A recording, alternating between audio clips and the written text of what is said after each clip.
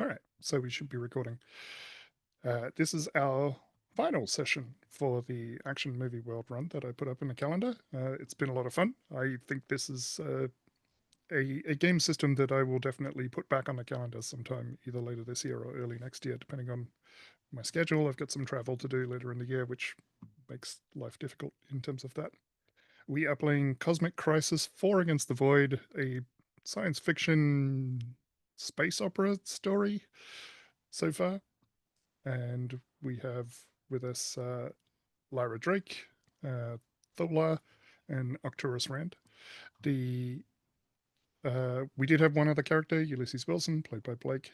Blake has unfortunately had to open door this session, so Blake, we miss you. But Ulysses is going to reveal that he was injured in the final fight and will need to stay on the ship for a little bit. In the last session, the Zha-kul forces, which had entered this reality through some kind of rift that had been accidentally opened by Professor Arcturus Rand and Lyra Drake off screen before our story started. They attacked the space station where everybody was in Stellar Alliance space, and yeah, it was bad. The space station was destroyed, but before that happened, our heroes managed to get off in Thola's ship.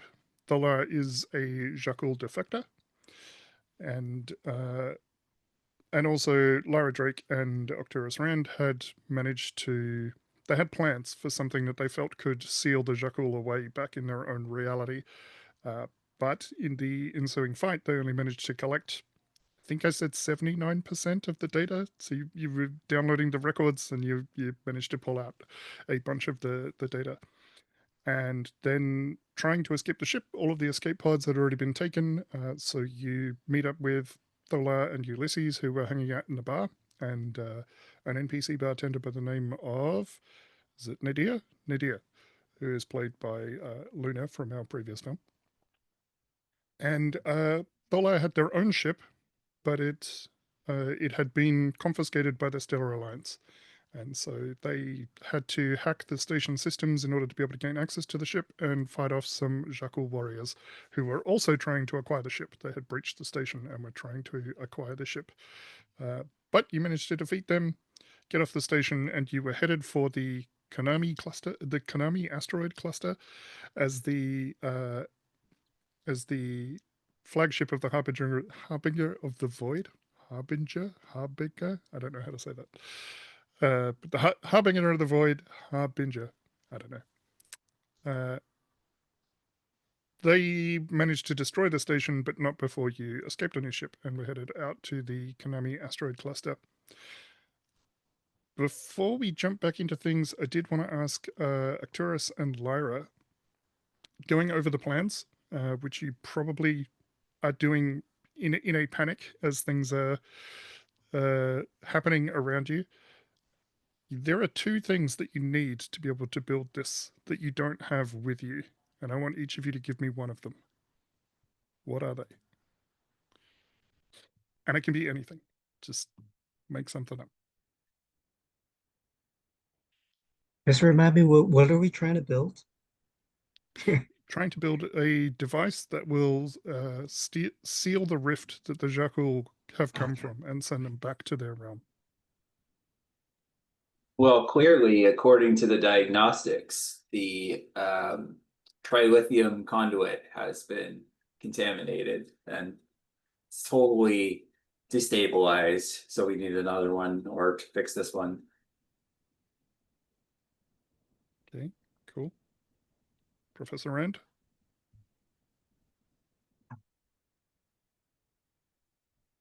We need the foremost experts on all things rift related. Who is a fellow professor of mine. No, well, yeah, it's a robot. Uh, and you can put this robot anywhere you wish. The robot's name is CV99. CV99?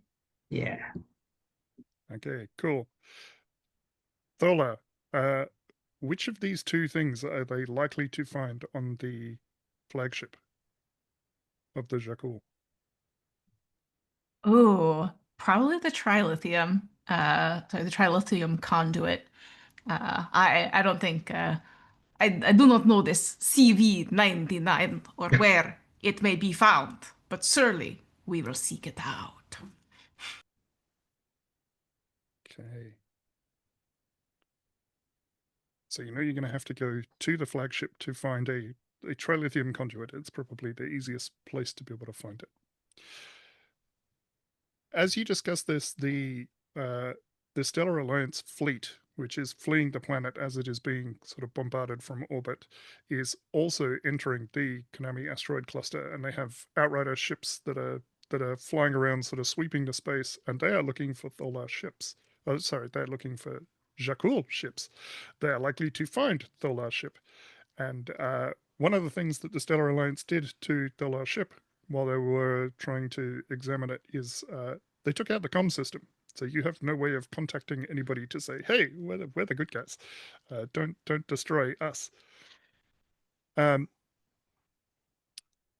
Professor Rand, when you mention needing CV-99, Nadir will speak up and mention the fact that she believes that the last she heard, CV-99 was on a settlement called Threnody.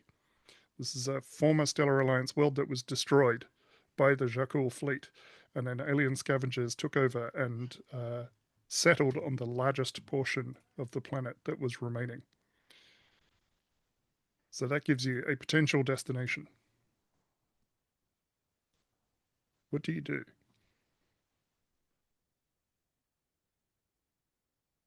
Yeah, I think Tholar has the controls and looks over at Lyra and says, "Do you remember from the academy the training exercise, needle and haystack?"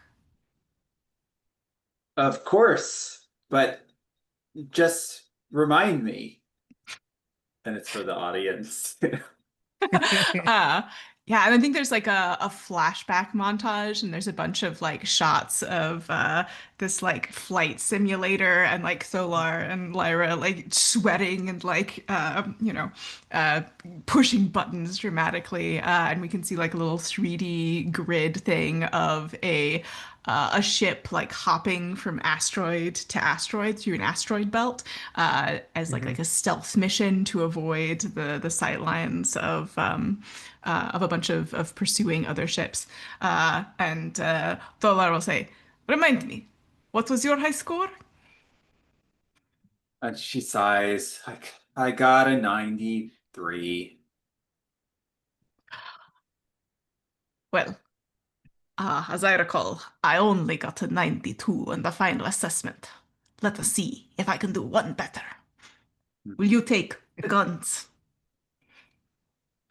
This time I'll get a chance to push your buttons. I was trying to think of one-liner. Yeah, I was trying. But Well, we'll let's see if roll it it and makes see how the any audience sense takes this. whatsoever. I should open the dice roller so I can see. I got a 10. Okay. For some reason, A they 10 is think that's great. hilarious. Like maybe Uh-huh. it's a catchphrase or something. I don't know. They put in a laugh track. Yeah. Uh, Just I so guess let's add one to the camaraderie. add one to the camaraderie. I was going to ask you. You also have in the character keeper, you have a -1 forward note, and I don't remember what that's for. So did you include that in your roll? And should we, just to consume that, which will drop it down to a 7 to 9? I don't remember, but sure, why not? Okay. Okay, so as above, but pick one of the following. Someone is enraged and immediately attacks you. I don't know what that would be. I guess someone you care about is hurt. Does it have to be someone here, or could we get like a message uh, from somewhere, like the planet that we're going to? You can't get a message because you don't have a Right, comm because of the system comm currently. system. Yeah. You, I mean, Blake is not here, and so Ulysses is destined for some kind of fate at this stage. So Hmm. I'm happy to spend that on on him. Maybe there's an explosion somewhere in the ship, and it's like, oh my gosh, that's just where Ulysses was making cocktails for us. And Lyra rushes to go check on him, and he's horribly So, injured. Not killed, because we don't want to kill someone's character off screen. But she's like, right. no, not Ulysses. Now there's So no hope left. Sorry. no, I want to make this clear that Ulysses managed to escape an alien invasion and potentially the destruction of a planet, and it was potentially seriously injured in an unrelated cocktail mixing Right. incident. Mixing the most dangerous cocktails in the galaxy. Okay, tell me about these guns. Is this you sit down at a console and play something? Have we got a Star Wars style rotating chair with a sighting reticle? Is it some weird alien tech where you sort of stand in the middle of a holographic projection? Tell me what it is. Maybe we can all add I an think element, because that's fun. Like a paint the scene I think kind we of thing. established last time the interior of the ship is dark black, red, and spiky. With those were the adjectives that we used last time. So Yeah, like when a joystick kind of pops up from the console, and it's like jet black and ominous looking. But people who zoom in closely can tell it's just from like a Radio Shack or something. But it looks cool. okay. We definitely pulled out the fog machine. Yeah. And there's a bunch of like lasers that they're not doing anything, but they again, it sort of looks cool, and like, the reflected light hits your face as you focus on, I don't know, however it is that you're actually targeting things. I think you before you touch the joystick, you have to put your hands out like kind of like a surgeon, and like these special cybernetic gloves are put on you by the machine, by the ship, um, and all these little blinking lights on it as you uh, as you get plugged into the controls. Nice. Awesome. Okay, so as you prepare to set out, there are two Stellar Alliance sort of snub fighter ships. They're probably 1 or 2 person ships, but they are sweeping through the asteroid field, and they will come across you in very short order unless you do something. What do you do?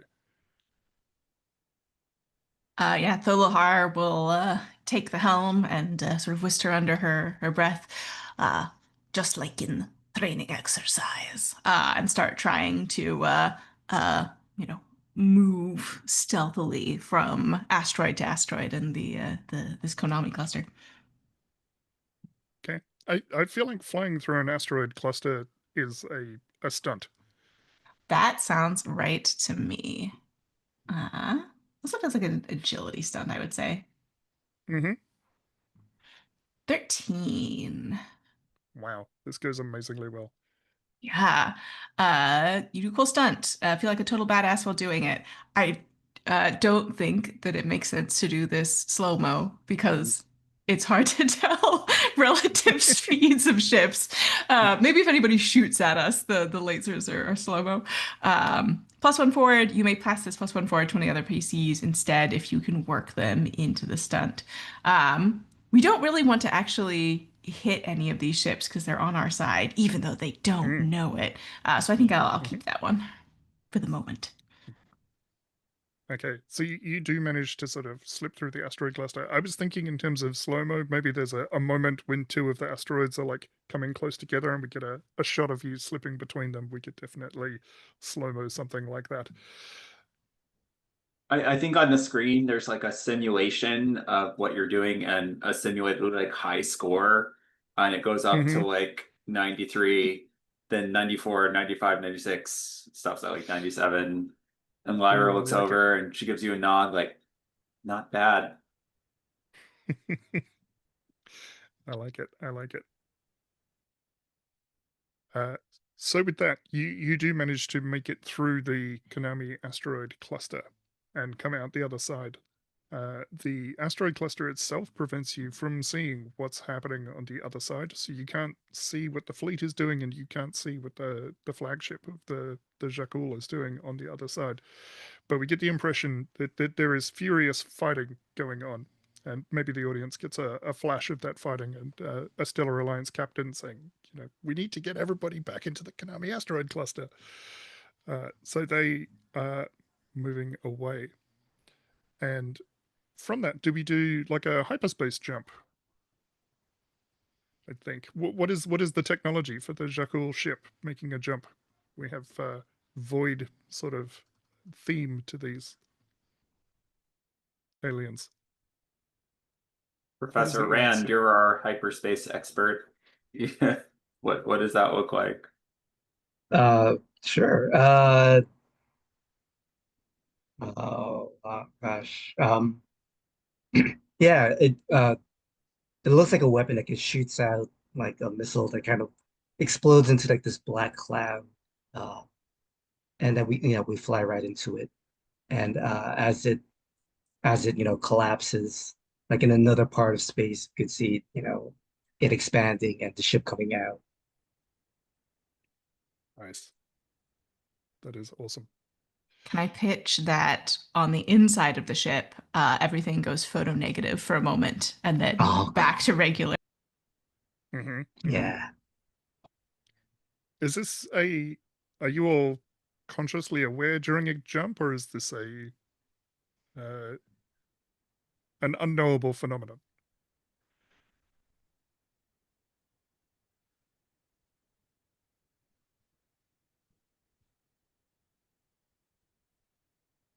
And I say that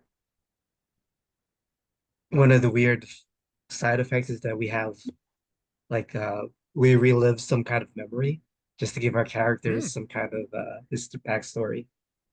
Yeah. Let's have a couple of flashbacks. And does this always happen, or is this just a trick of the film? Like, is this a thing that happens in world, that when you jump, you experience something from your past? I don't know. It might just be the Zha-kul ships Mm. effect. I don't know. I'll Yeah, and possibly Tholar is the only person to have jumped in a Zha-kul ship before. I imagine. I don't think that Lyra and Professor Rand have done this. Is that a fair assumption? Yeah. Okay. So who wants to lead us off? What do you experience?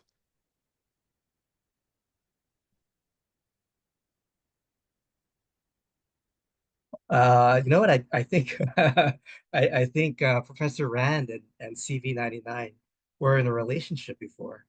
Uh, and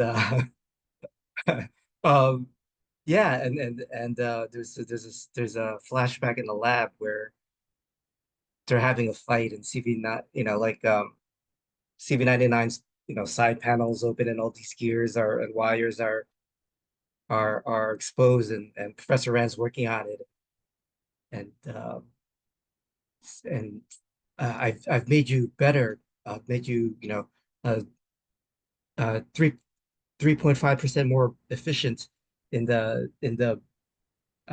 your processing speed. And CV99 like kind of blows up. Like, you're always trying to change me. Uh, why can't you accept me the way I am instead of always trying to improve me? And uh, and there's like there's like silence and CV99 right runs away uh, clearly, and Professor Rand's clearly distraught. I think we see Lyra on spacewalk. It's above probably the space station that we saw earlier in the movie. And it's just like she's staring out at some nebula in the distance. And she's got like some kind of recording device. Like she's supposed to be recording the first opening of the integrity breach, and everyone is really excited. And, we hear some of the scientists can make sure to get the good data and, like make sure that it's lined up well. Everyone is really looking forward to this. But she watches us on horror as there's that same, well, at first excitement, right? Because there's that same effect that Professor Rand was talking about earlier with the explosion, weapon explosion that opens a rift. And there's some cheering on the other end, and then the cheering stops. It's like there's hundreds of these other rifts opening nearby, and all of these aggressive looking ships flying through. And Lyra is just looking like, oh my God, what have we done? So she just feels a lot of guilt. Lola? Yeah, Thor is likewise taken back to a not super pleasant memory. And I think we actually see the moment she decides to defect, and this is all happening in Zha-kul. So we got subtitles now, and we see like a whole family being arrested, and the sort of arresting figure. I think it's more like military police than like regular police, is saying that this is in as a consequence of their grandmother's the family sort of matriarch failure in battle. She was defeated in battle, and so all of her family are being rounded up and sent to a penal colony as a result. And then we sort of like zoom backwards, and we see that Solahar is watching this happen from inside the ductwork of this space colony, and then we see her sort of crawling through the ductwork, and then getting to the port, and stealing a ship, and leaving. To parts unknown, and eventually arriving in the Stellar Alliance space. Awesome. I want to take us out of the game for a moment. The Rod's flashback of being in a relationship with a robot and making changes to them that they're not happy with is that feels like it might cross the domestic abuse line. And I'm wondering if we should back off from that a little bit, and if we can make it something else. I can see conflict with CV99 in the past, but I'm concerned that we may have crossed the line with that. Oh yeah, absolutely. We can say that uh Maybe you like bought them a new processing chip, and like gave it to them as a gift, and they were like, "Oh, okay. Yeah, that works. Yeah. Yeah, and they didn't want it. Yeah, I think that's better. That's cleaner. Is everybody okay with that? Okay, awesome. Okay, another yes from Thola as well. I don't know if you can hear the squealing 18-month-old in the background. All right. Thank goodness for awesome microphones. Okay, so back into our story, we see all of these flashbacks, and we see the sort of bubble open up on the other side, and the ship comes flying out. Lyra and Professor Rand, this is the first time experiencing something like that. How do you react? Probably just like rubbing her temples, like, oh, I've got such a migraine. I can't believe is this what your people do all the time? yes, it is." What is human phrase? Suffer in silence is sort of expected behavior at this point, but as you are weak humans, please continue to complain. It was horrible, but it was also fascinating. A retro psychotropic experience brought on by passage through the void. It explains a lot about your people.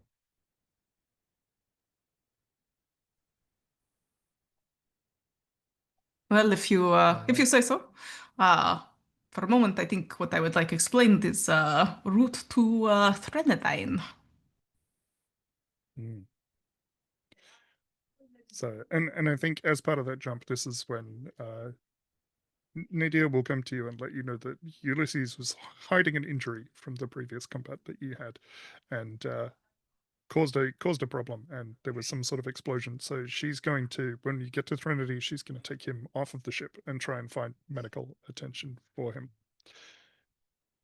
I say something like, may the force be with you, but that won't get us sued. Like some kind of saying that the Stellar Alliance has. Uh-huh. May Providence fly in your sails. And in yours, Lara.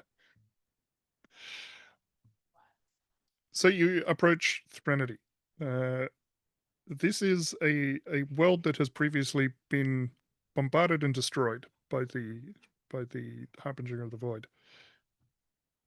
Everybody give me a detail about what it looks like. What does the audience see as they approach this world? There's one moon in orbit that's just shattered, so like little pieces of moon are, are can be seen in the space and also from the planet side. It looks like there's big green plumes coming up from the surface, whether it's like toxic fumes or fires burning from the bombardment. You know, even though it was a while ago, they're still burning. Ah, I think we see, because we saw a functioning space elevator previously, we see like a broken space elevator, like just half of it. And there's this sort of shanty town that's been built up it in a spiral because it's above the toxic fumes, which is great, but obviously incredibly dangerous to live there. Mm, mm. This is a no questions kind of settlement. So you won't need a comm system to dock. You just sort of fly up and establish a docking procedure, and you're able to come on board. This there there are people as you come out of the ship and start wandering around. There are people that appear human. They're very pale. But they're not the only people that we see on screen. We also see some reptilian sort of characters wandering around the station. We see some absolutely massive, like insectoid creatures with multifaceted eyes and 6 limbs. They're carrying some heavy weaponry that move through the station. There are grey-skinned creatures with wearing things on their body that constantly like spray little puffs of water onto them to keep their skin moist as they walk through the station. And yeah, as you sort of come out of the docking bay, somebody will accept something in trade in order for the sort of docking fees.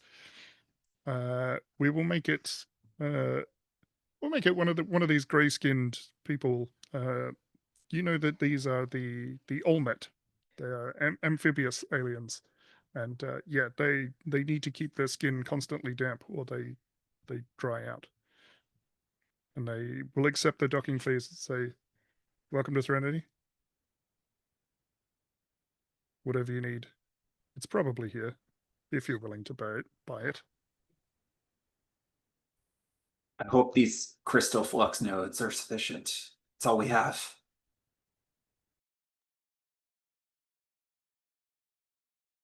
That'll do for a few hours. After that, we'll see what else we can find on the ship that is worth keeping it here.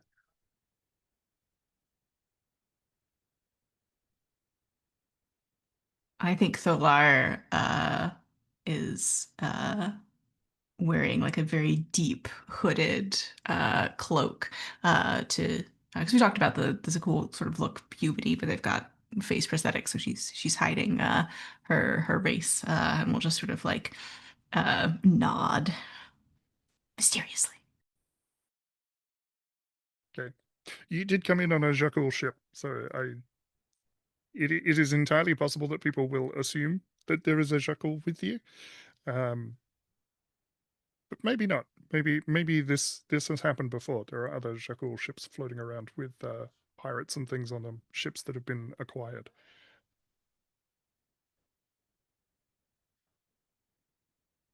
Anything else I can help you with?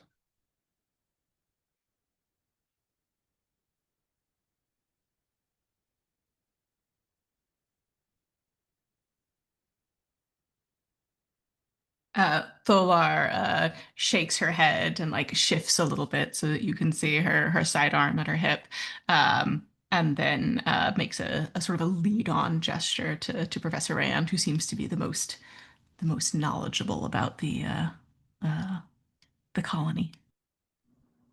Okay. This all that will allow you to leave as you walk past and go into the bustling station. A it is a surprisingly large open area in the middle of this settlement, although it is created from sort of cobbled together pieces of things.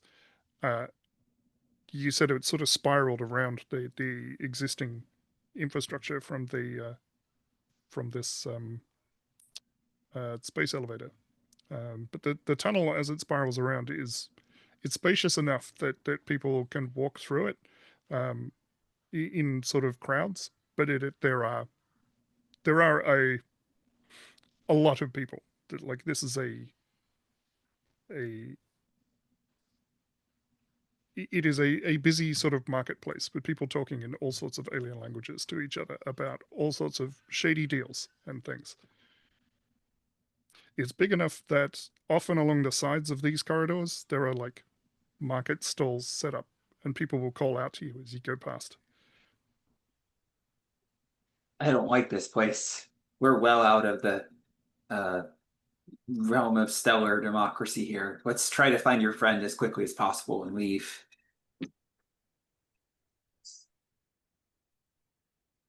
I spoke with Nadir, who'd been here on the, not long ago. She said she ran into CV-99. Um, Apparently they have what's that called?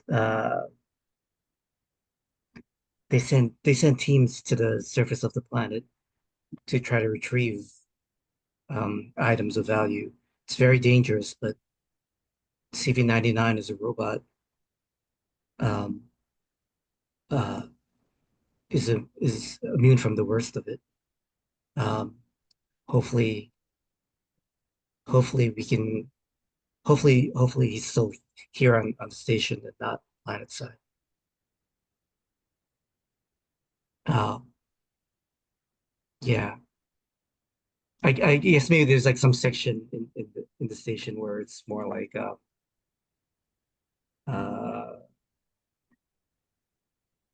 like I don't know. Would they have like a science section in such a place as this? Um, no, like illegal technologies, like an acquisition. Like if you want like certain components, you go there. So maybe Mm-hmm. that's where we should look first. Yeah. So how do you go about this? Are you asking specifically for CV-99? How are you talking to people in order to try and get what you want?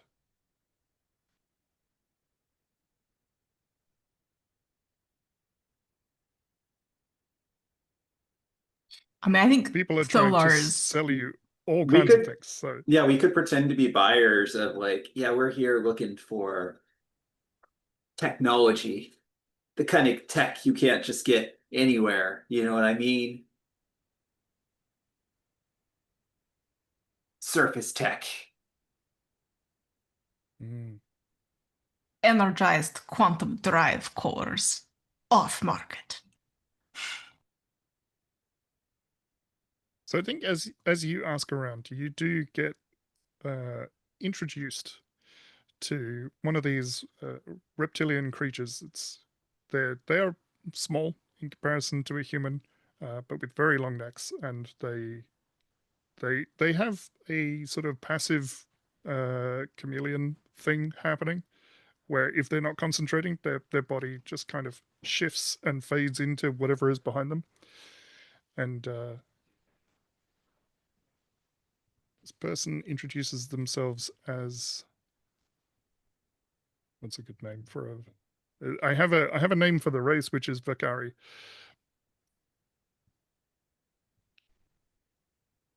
I'm going to call him Vikram. Vikram the Vakari, because I've been watching The Librarians, and the name Vikram is cool. Vikram will kind of gesture to, why don't we go and talk somewhere a little more private? I think I can get you what you're looking for. And he will sort of gesture into a tent that is on the wall of this station. And you can see that, like, once you enter this tent, you'll be completely cut off from everything else that's happening. Yeah, I think Tholar will, sort of, she's very short. She'll sort of like cross her arms slightly menacingly and nod and then follow in. Now we're getting somewhere. And Lyra, being trusting and naive, just like confidently walks into the tent and marches on. I'd like to get I'd like to use getting what you want, but I can hold off at a more dramatic moment if that's coming up, Mike. Ooh. Yeah, let's have a brief discussion with Vikram, and then we'll see what you want to do with that. So Vikram will get you into the tent, and if everybody comes in and settles down, he'll offer you a seat. It is surprisingly roomy back there, to the point where you think they have actually extended the corridor on the other side. So it would go right up to the bulkhead, and they've actually created a room hanging off the side of the spiral. So it's a bit TARDIS-like for the audience as you enter this tent and go into like a full room on the inside. And Vikram tells you to come in, sit down. There's like there's floor mats. There's not a table or anything in here. And he'll offer you a bowl of something that is probably alive and moving around. Tholar will eat one with obvious delight. Nice. Lila will gingerly eat one with disgust, but trying to be polite. Like, Mm-hmm. I will mention that my diet must be severely regulated, unfortunately, and I tap to my cybernetics. There are certain foods that I just cannot digest. We could fix this for you, I think. Perhaps you would sell?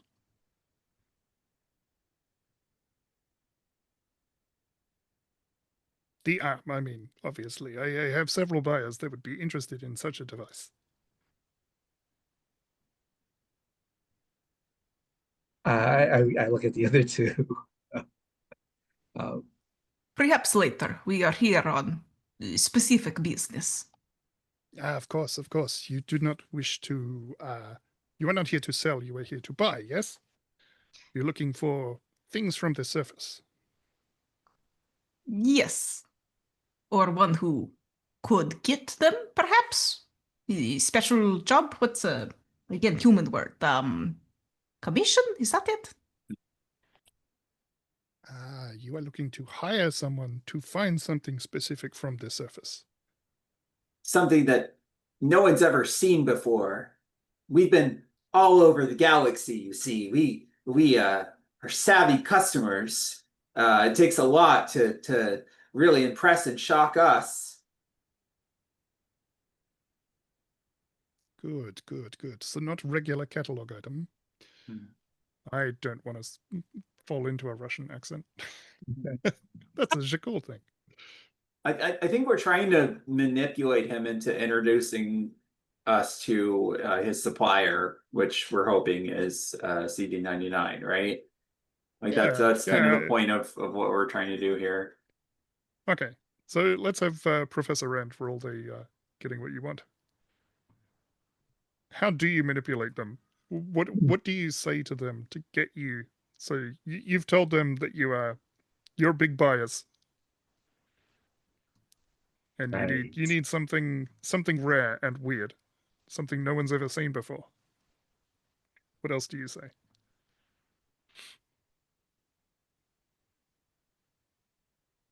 I'll throw out enough technobabble to suggest that we are uh,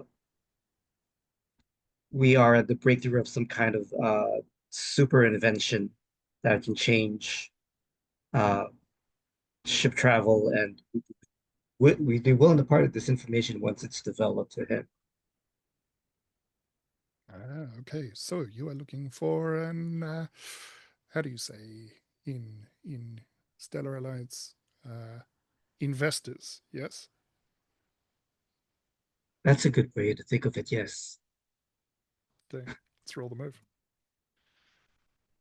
Oh my God, are you kidding me? Woof. That's Snake What? Eyes. That's a 4. That's incredible. Okay, so you managed to infuriate someone. Oh man. Do you think this is a charity? Strange little human. We deal in coin here. If you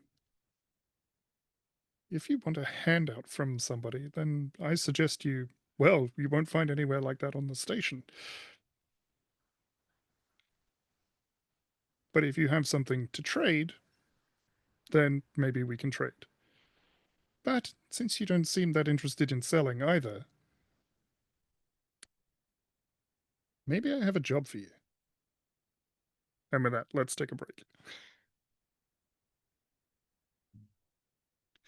So it's 1:45 now. Should we come back at 5:02? Works for me. Sure. Okay, I will see you then. All right, we're recording again. Okay, so you have tried to impress Vikram with your scientific knowledge, and they are severely unimpressed. But they tell you they might have a job for you.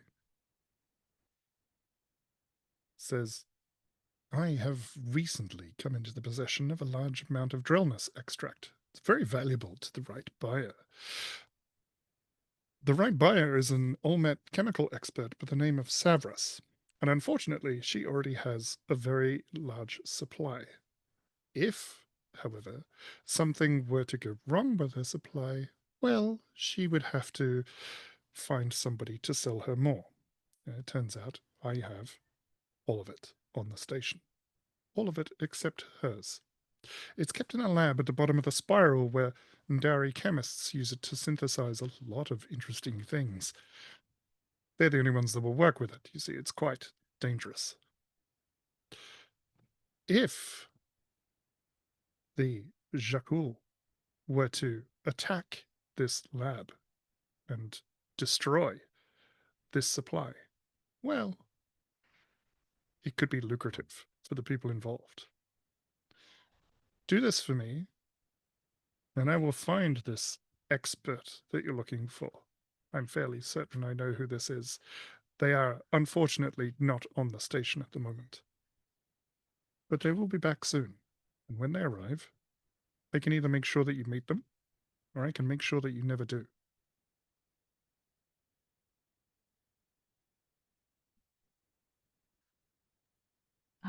What do we know about Drelmus?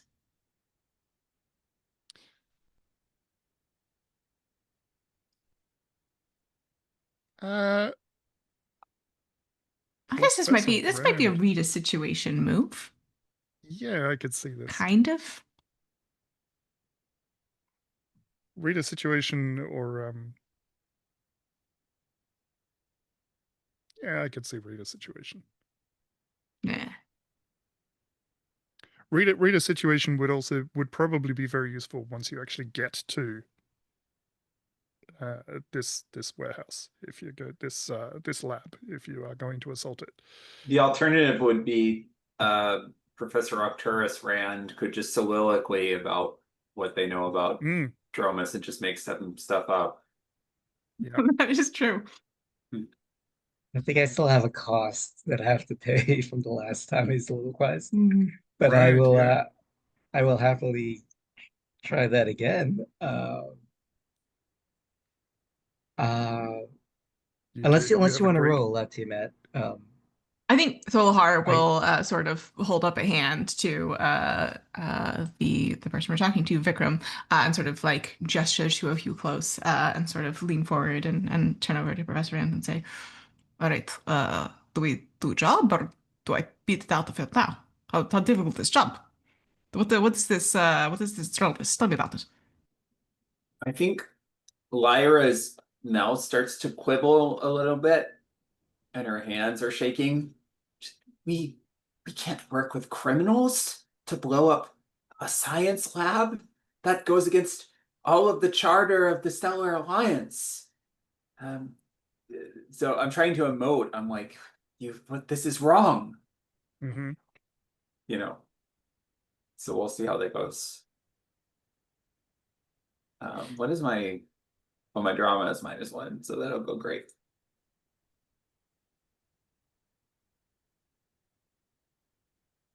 I got a 9 actually.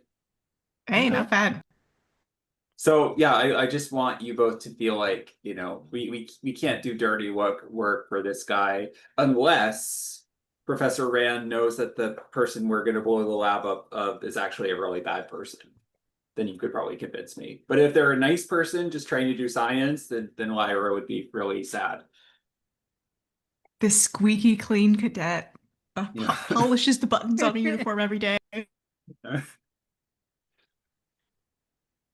There's like a single tear forming, in her eye. Polar she's pushed Yeah. back her hood. She's looking at you in consternation. Says, "You realize we have done crime like to get here. They didn't give us ship. That's I think technically by Stellar Alliance law that's piracy. I think we're pirates." But that was different. It was in service of saving the galaxy.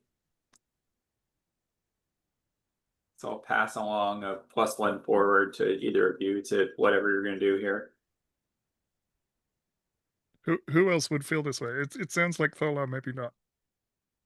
Not especially. Yeah, Professor Rand. The lieutenant is right. We cannot do evil to fight evil. But and I have to tell you, it doesn't sit well that this Vikram is trying to strong arm us to earn a profit.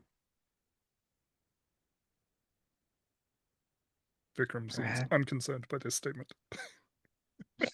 Just sort of waiting and watching you, and patterns swirling over the scales as they look at you. Perhaps we can make a deal with Savras.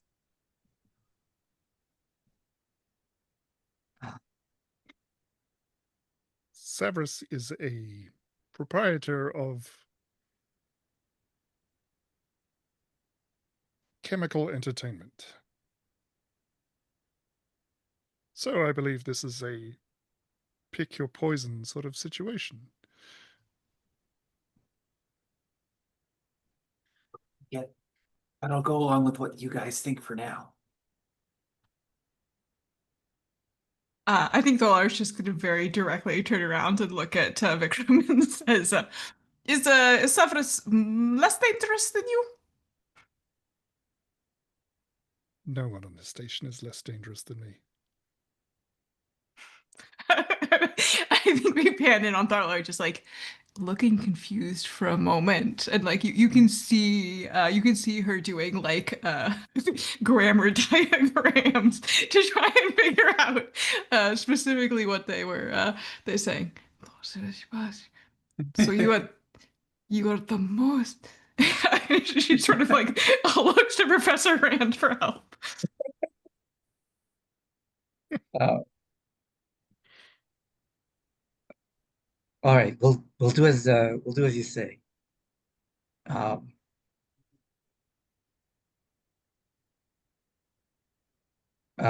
we'll do as you say. Do you need us to bring back some kind of proof once the mission's done?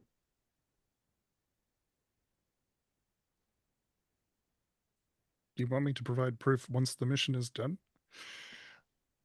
Oh, do I want you to bring back proof once the mission is done? Yeah, I believe the explosion that you make in the spiral will be talked about. I'm certain that I will hear of this.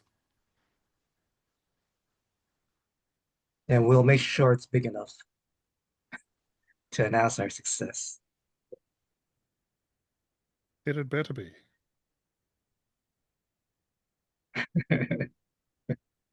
Cut two. Yeah, so cutting two, you managed to move through this station. There are people seem to be aggressively not paying attention to you as you move around. It is a standard practice on Threnody that no one was ever here. Don't worry about it.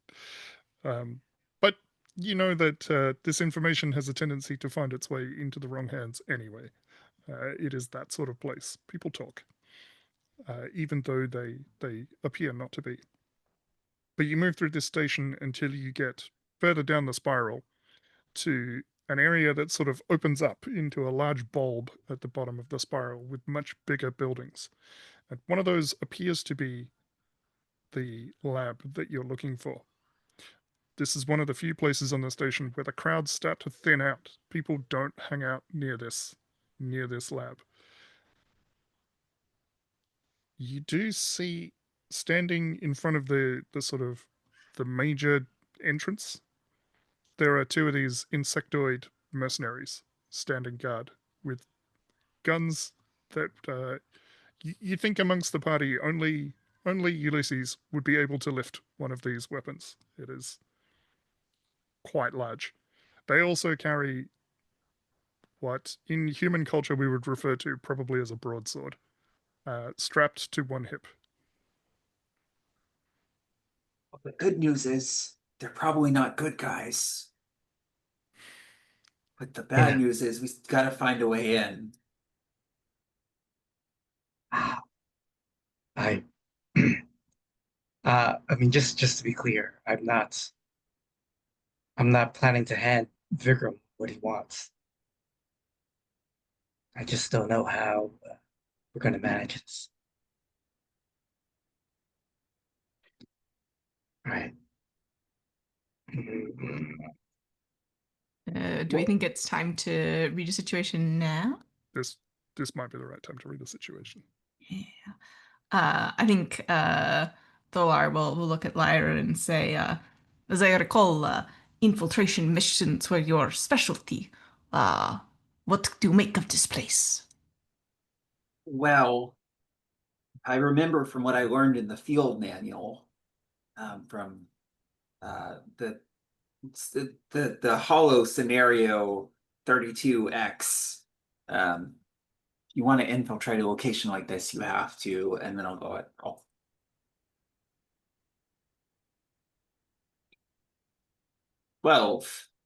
Nice. Beautiful. Wow. What is our best way in? Do you want to ask like all three of them or one at a time? No. Well, it's up to you. Do you want to ask all three and then have me answer them, or do you want to ask them one at a time and then build on the answers that I give you? Yeah, I'll just do them one at a time. Best way in is absolutely not the front door. However, you do see a couple of like shanty buildings that have been built up against the side of this lab. People primarily stay away. The people that are close, they are likely passed out. Sort of these like drug dens attached to the side of this place. You think if you can get into one of those places unseen, you can probably get through a panel and into this lab. Where do we think Sabras would be? Like, what's my enemy's true position here? Like, just looking from the layout on the outside. You can see at the top of the building there is like there's a window facing out into the main chamber, like on the outside of the building, and it looks like there's a plush office up there, and you can see condensation on the inside of that window, as obviously that room is kept very damp. Savras is definitely up there. Okay. Anything Or else we likely should up be?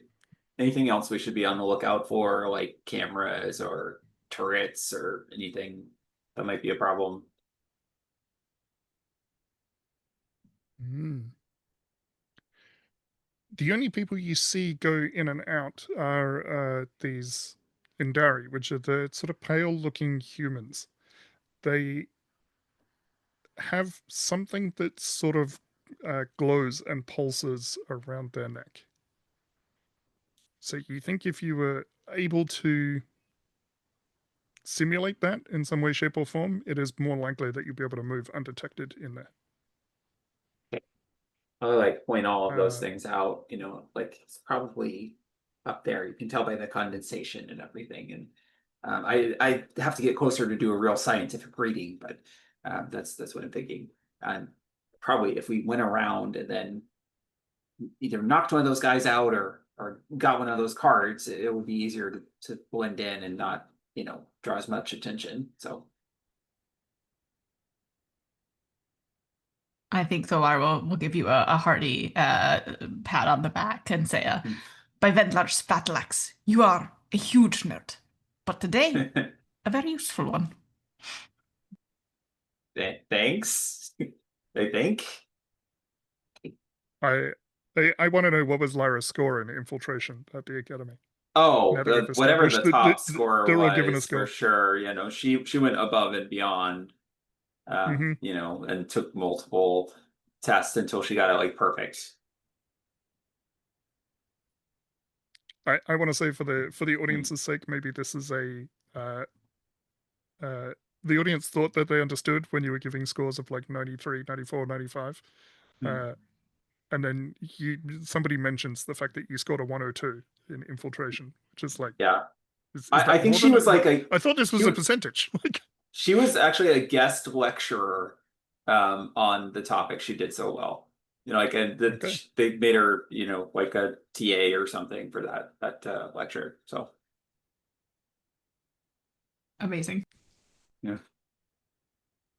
All right. So as you watch, somebody gets too close to the front doors, and you just see one of these large insectoid people step forward, grab a hold of this person, and just toss them to the other side of the chamber. Like, nope, nobody's coming through this door. Don't even get close. What do you do? Well, it looks like it is time for us to try and buy some drugs. And Thalar will sort of give Lyra a grin, assuming that this is going to be something she's not super comfortable with, and then give Professor Rand a little bit of like a considering look. I don't know that she has a good idea of whether or not Rand would know much about drugs, and then sort of like shakes her head and says, "If only Ulysses were here. Alas." I hope he is healing well. When this is all over, we'll have a drink together. You know, I'll make a toast to him. Maybe we should split up. You know, you guys at the front buy in the drugs, and we can climb up and open stuff up from the inside for you. What do you think? So we will make a distraction and then you will infiltrate. It seems like a good plan to me. Professor Red, do you have anything to buy drugs with? Are we sort of no money? What,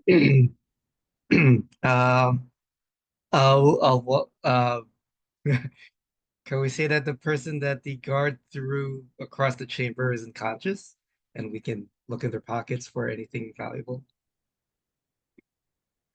Whoa. Sure. I'm trying to imagine what if there's a move that we can roll to find out if there's anything there, but I don't think there is. So you did establish when you arrived, you gave the last of your valuable goods to the dock manager. So you definitely don't have anything on you. Although Vikram has indicated that Professor Rand's arm is probably worth a fair bit, and that there are people that are willing to pay for something like that. When you go and search the pockets of this individual, this is one of those Zendari, the sort of pale-skinned people, and you don't find anything on them, but you do see that they've got this thing around their neck that sort of pulses and glows, and yeah, that could be useful. Yeah, I'll try to move. What's it called? Impossible knowledge of the unknown. Is this something that humans would have encountered, or is it too small scale? No, you would never have seen something like this before. Right. I start theorizing on what this technology is used for. Hmm.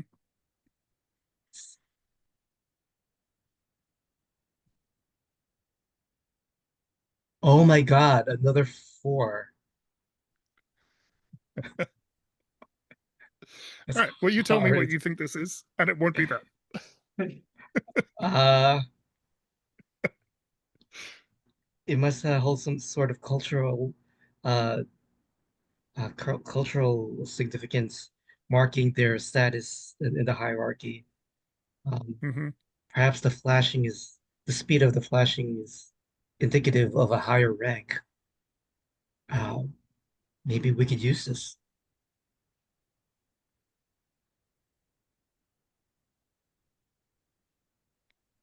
What do you do with it?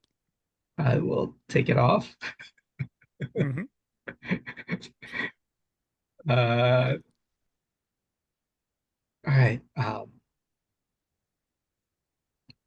right. Let's go with Yes. cause of distraction. So you reach down, grab a hold of this thing sort of gently, and you pull on it. It is softer than you would have thought when you grab a hold of it. But when you pull it off of this person's neck, it's like a torque thing that goes around the person's neck.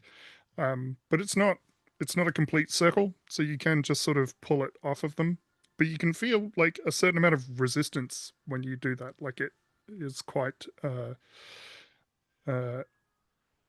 it it shouldn't be that difficult to remove if it was just like a glow stick at a nightclub, which it isn't. It's something more than that.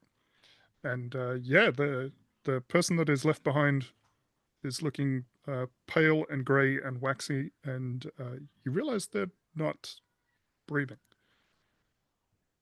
I put it back on. On the other hand, this might be um, a, uh, uh, a biological device that they need to live. And yeah, I put it back on the way I found it. Hmm. The person is still not breathing. And now that you think about it, the device continues to sort of pulse, and you realize you're not sure that you've seen any of these people breathing. Not the way a human should. Their chests don't rise and fall the way you would imagine. Feel for a pulse. Nothing. Tholar sort of like nudges Lindari with her foot. Are these like yeah, the robot people or Fascinating.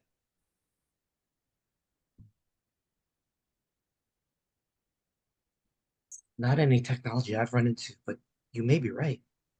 Is there a way for me to check if this is a robot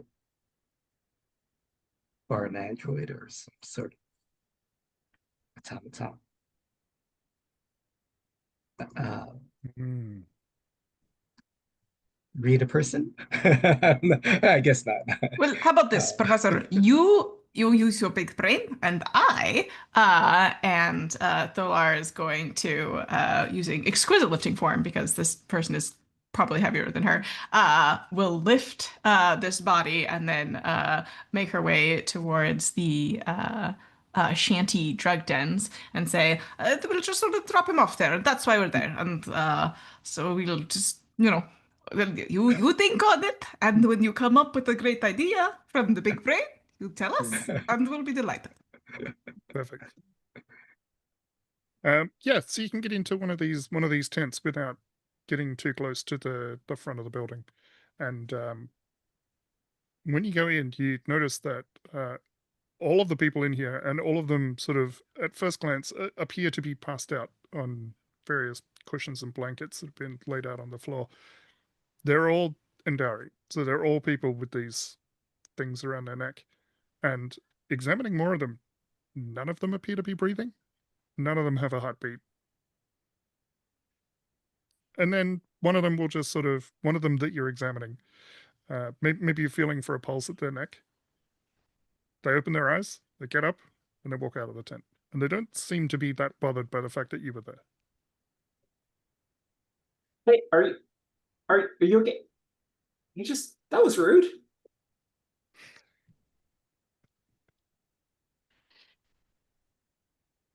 Tholar is at the back of the shanty, sort of like looking for any weak spots into the slab, and says, "Do you make any new friends, Lyra?" What? I guess I should respect their culture. Maybe it's not in how they were raised to say bye to people.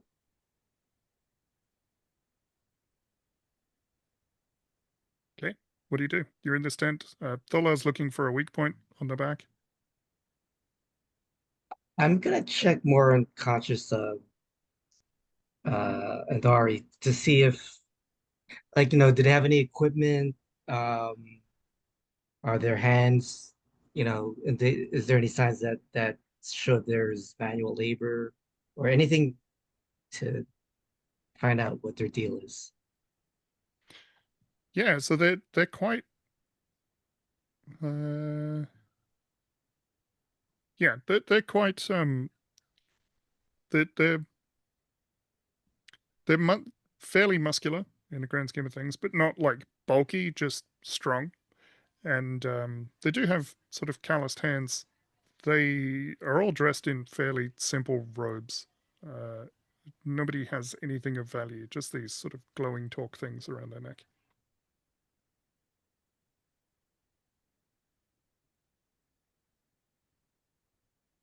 And we've seen some leave the lab. Mhm.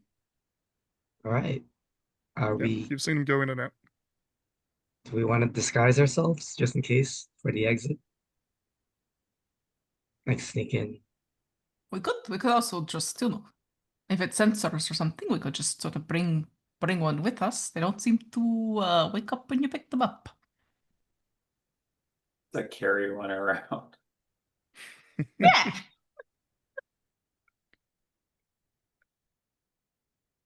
Uh, sure, I guess we can take these torques, one for each of us. Okay. So grab one for each of you. What is the plan from here? Lyra mentioned the two of you creating a distraction while they go in the sort of the back entrance, as it were. I think Is at that this still the point, plan? if we're all in the tent and if Tholar finds a weak point, Lyra just starts opening up her tools and like ignites the blowtorch. It's like, if we can't go in Mm-hmm. the front entrance, maybe we can make a side one. Okay. Because it's like breaching tools and stuff, right? So Yeah.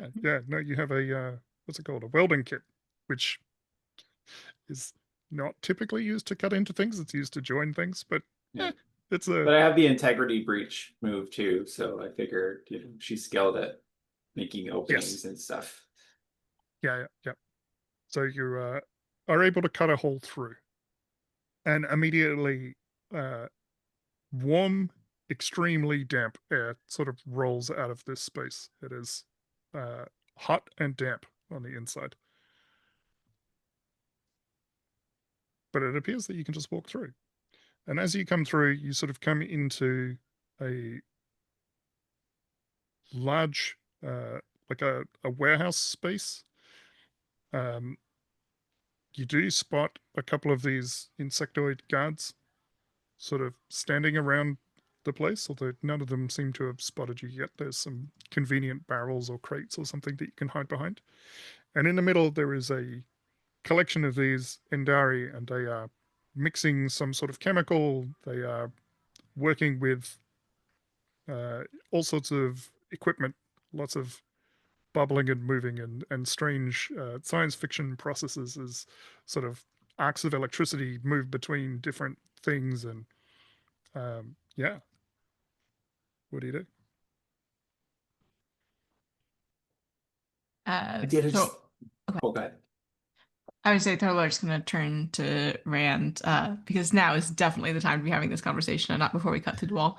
And is like, earlier you said you were not going to give this to Vikram. Are we going to try to talk to Savras and the old double cross?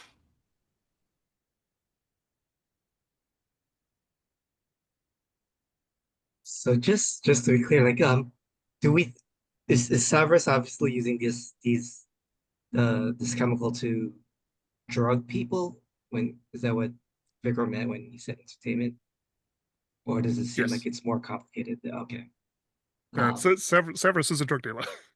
Okay, I just wanted to make that sure. Then no, we're not talking to her. We're gonna blow this place up. I And think then the we're gonna Stellar Alliance ethics say that it's permissible to blow up drug labs. Yes. I think I read that somewhere. All right, so Rand, do you know, is there like a generator in here we could target maybe? I am, she pats her pockets, fresh out of charges.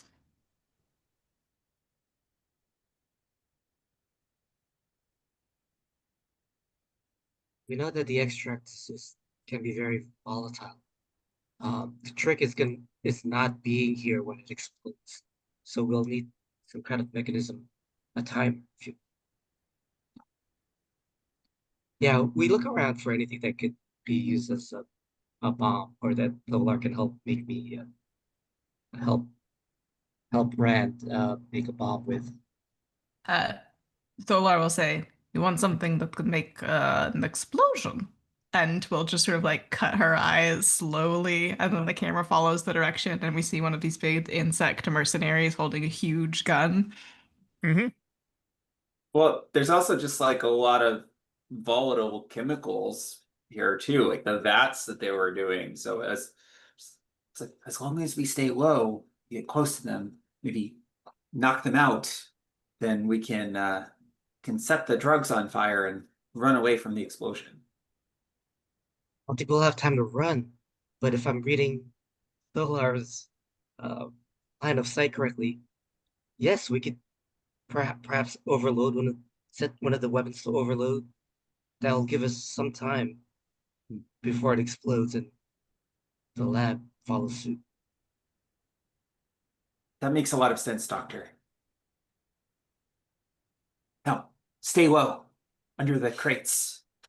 And can we like can I use my +1 from the earlier roll to Metal Gear Solid us into a good position or Mm-hmm. Yeah. Get the cardboard box over you. yeah.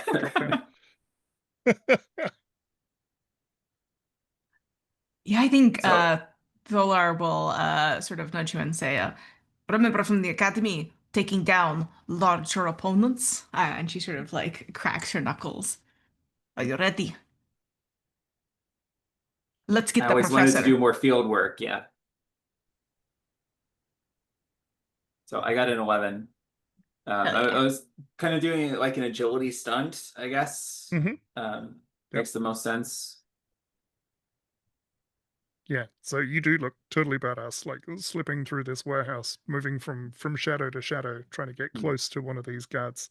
And you do. You manage to get close enough that you think you can you'd be able to take them on, and if you can do it quickly, maybe nobody else will notice. You do get to take +1 forward, and you can pass it on to somebody else if you can work them I'm in. gonna pass it on to Tholar. Okay, that was the first stage. You know the second stage. 3, Uh, 2, 1. yeah, and she winks and then will lightly hop across up onto. I'm imagining this is like a warehouse with like stacked crates around, and she'll hop up Mm-hmm. onto one of the crates and then leap down onto the guard that they have targeted, and we'll see how that goes. This feels like Okay. violence. Yeah. This feels Remember like the violence. +1 too. Yeah. You have the Right. +1 forward. And I'm definitely doing agility. She's going to try and do some sort of like, sort of, I don't know what it's called when you like catch somebody in your thighs, then you like twist and you take them down. I don't know the word for that, Yep. but that's what she's trying I to also don't know. do. Imagine that in your head. I do. 10. It works. Choose 3. That is Inflict good terrible enough. harm. The target drops something. The target's knocked down. You make a mess. Something explodes. You hit a whole bunch of people. You can escape or close in. I think I'm gonna pick the target is knocked down. The target drops something. That gun that we're here for, and we can escape. Well, you can escape. I'm gonna say it's foil. You can decide that it's not.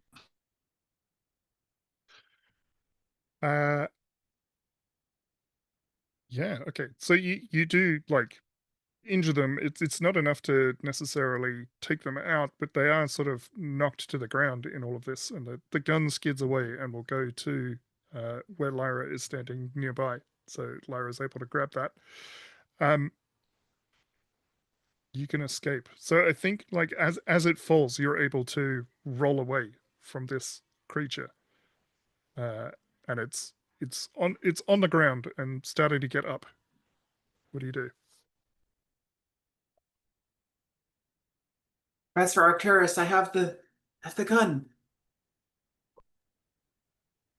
But I've never seen it before. I don't know how to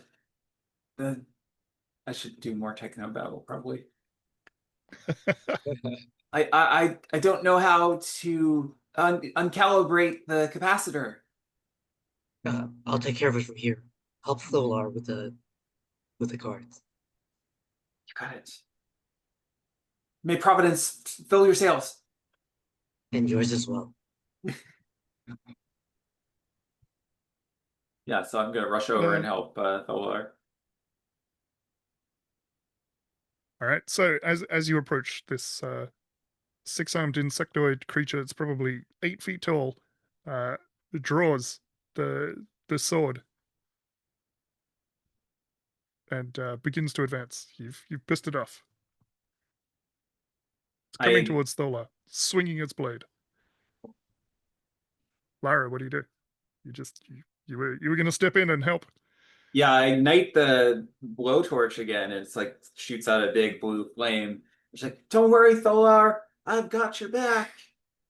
She's gonna run in and try and maybe cut one of its arms off, or at least, scald it really badly. We're not trying to kill them so much as just buy time for the professor, so.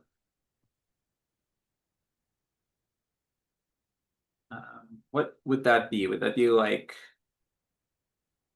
that would be violence, but do you think it's muscles or agility? If you're going hand to hand with something, it is melee. It is muscles by default. Okay. Thola has actually, move it's that the lets them same. roll agility instead. It's the same dice for me, so it doesn't really matter. Mm-hmm. I got 9. So I will pick.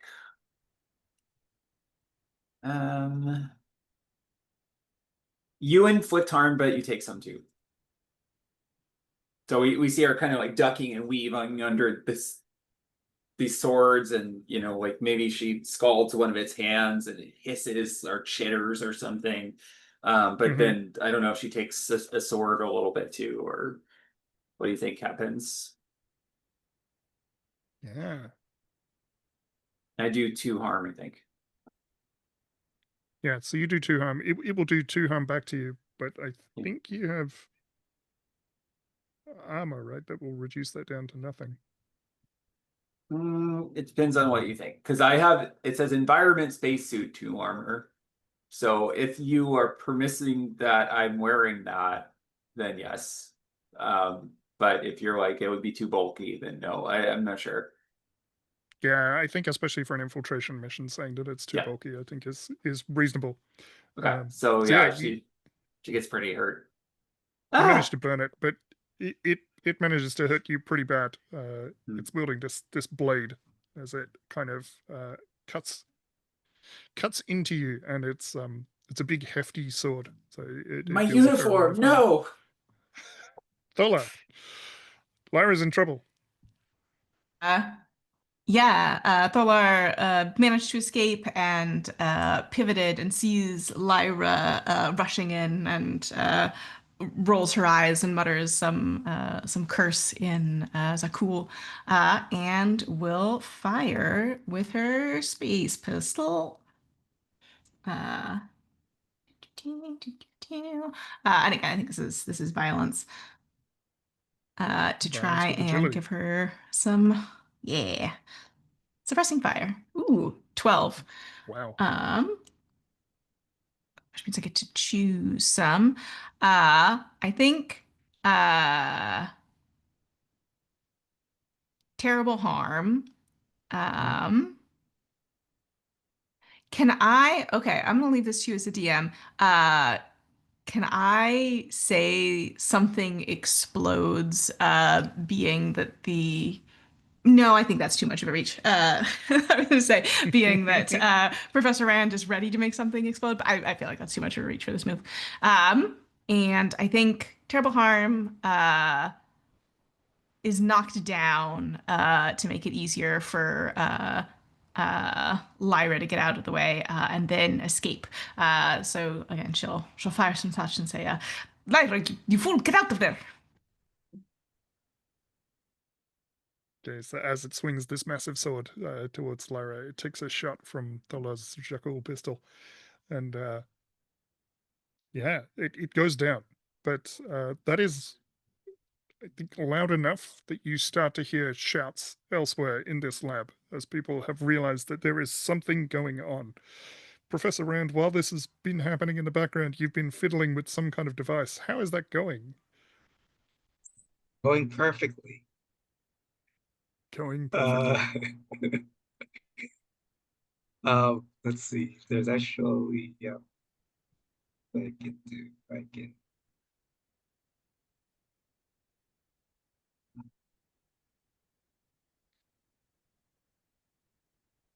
You do have a lab full of cool devices, books, and tools.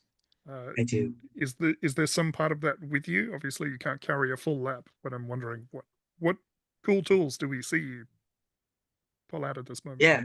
Oh yeah. Like things that are always I have that half my face is cybernetic, so little things pop out, and I just take them, like little tools and chips and whatnot.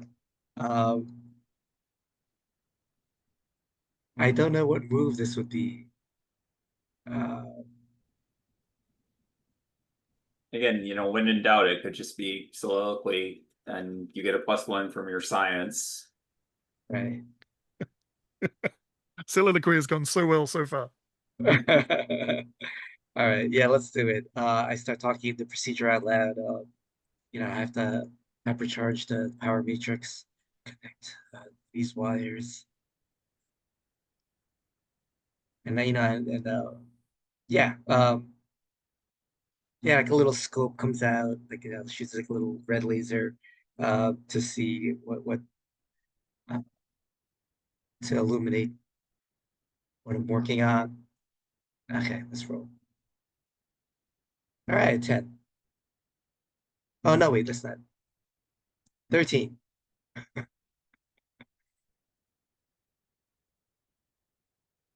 Oh, you're muted. Sorry. 13 is perfect. Tell us what is going to happen.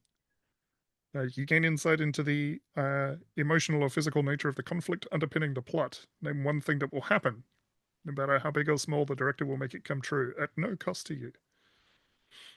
Uh, yeah,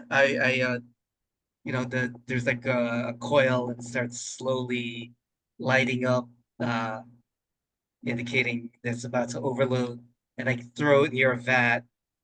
And everyone who sees it, including our enemies, knows that it's going to explode, so everyone scatters, giving us a chance to run.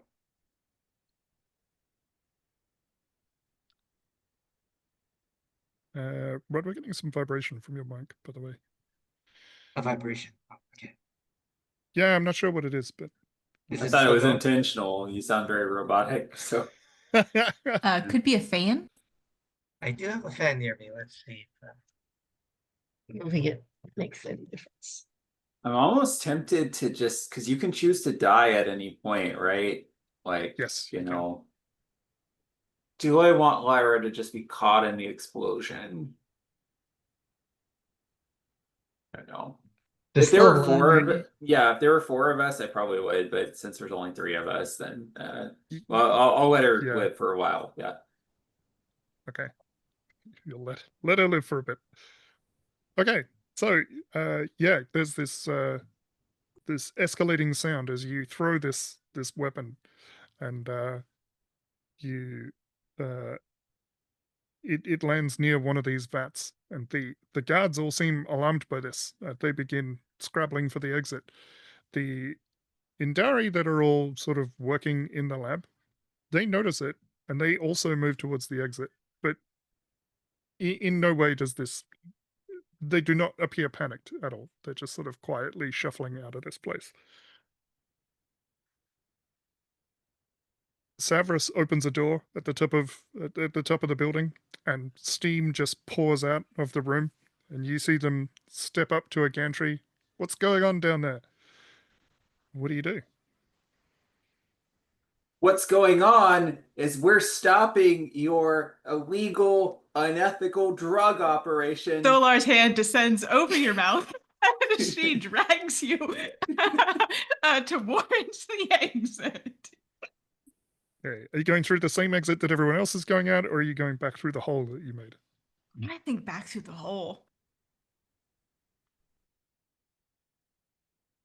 Okay.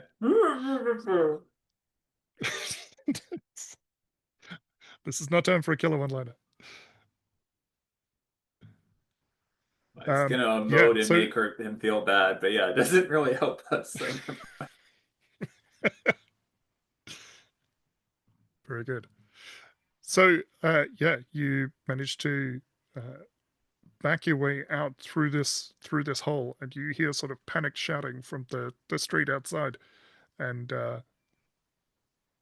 yeah, as you make your way through this place, and you sort of come to the front of the tent flap, and you notice that like the guards are still running away from the building, from the lab.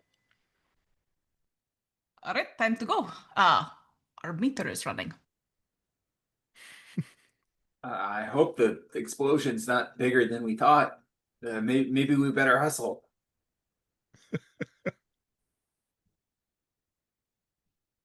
Do we need to do a stunt roll to do slow motion runaway from explosion? Which we haven't think done so, yet but in the series. Yeah, no, this is definitely a cool guys don't look at explosions moment, which I think is actually one of the moves on one of the playbooks. But yeah, there will be an explosion behind you as you run across this open space. Yeah.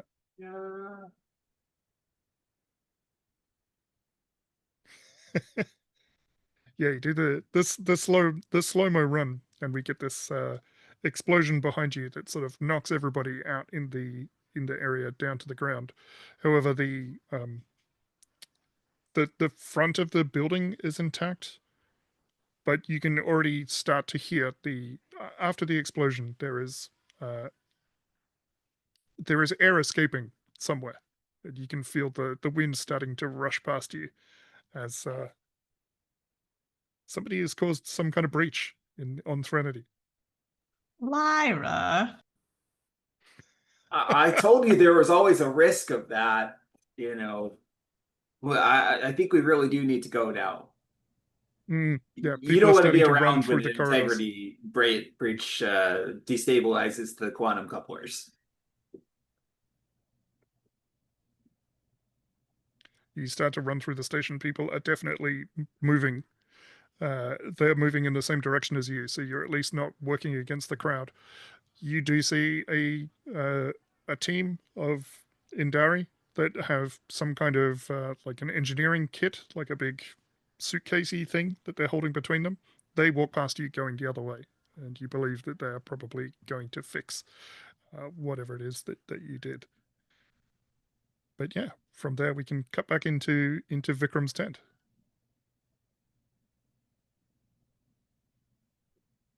So Yeah. you did as I asked.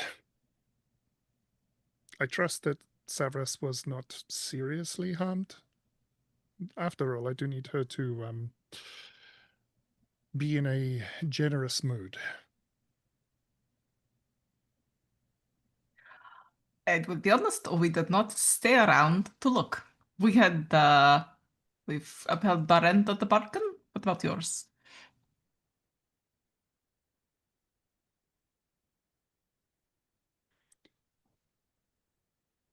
They will tap something into a communications array.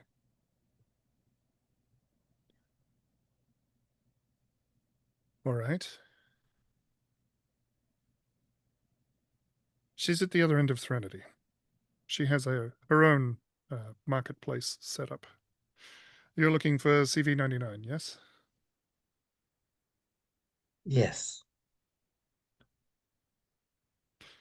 She arrived about 20 minutes ago from the planet's surface. I must warn you, if you are who I think you are, I don't think she'll be happy to see you. Fortunately, our negotiations did not require you to think. Very true. And if ever you are looking for a buyer for that arm, I can connect you with a few people.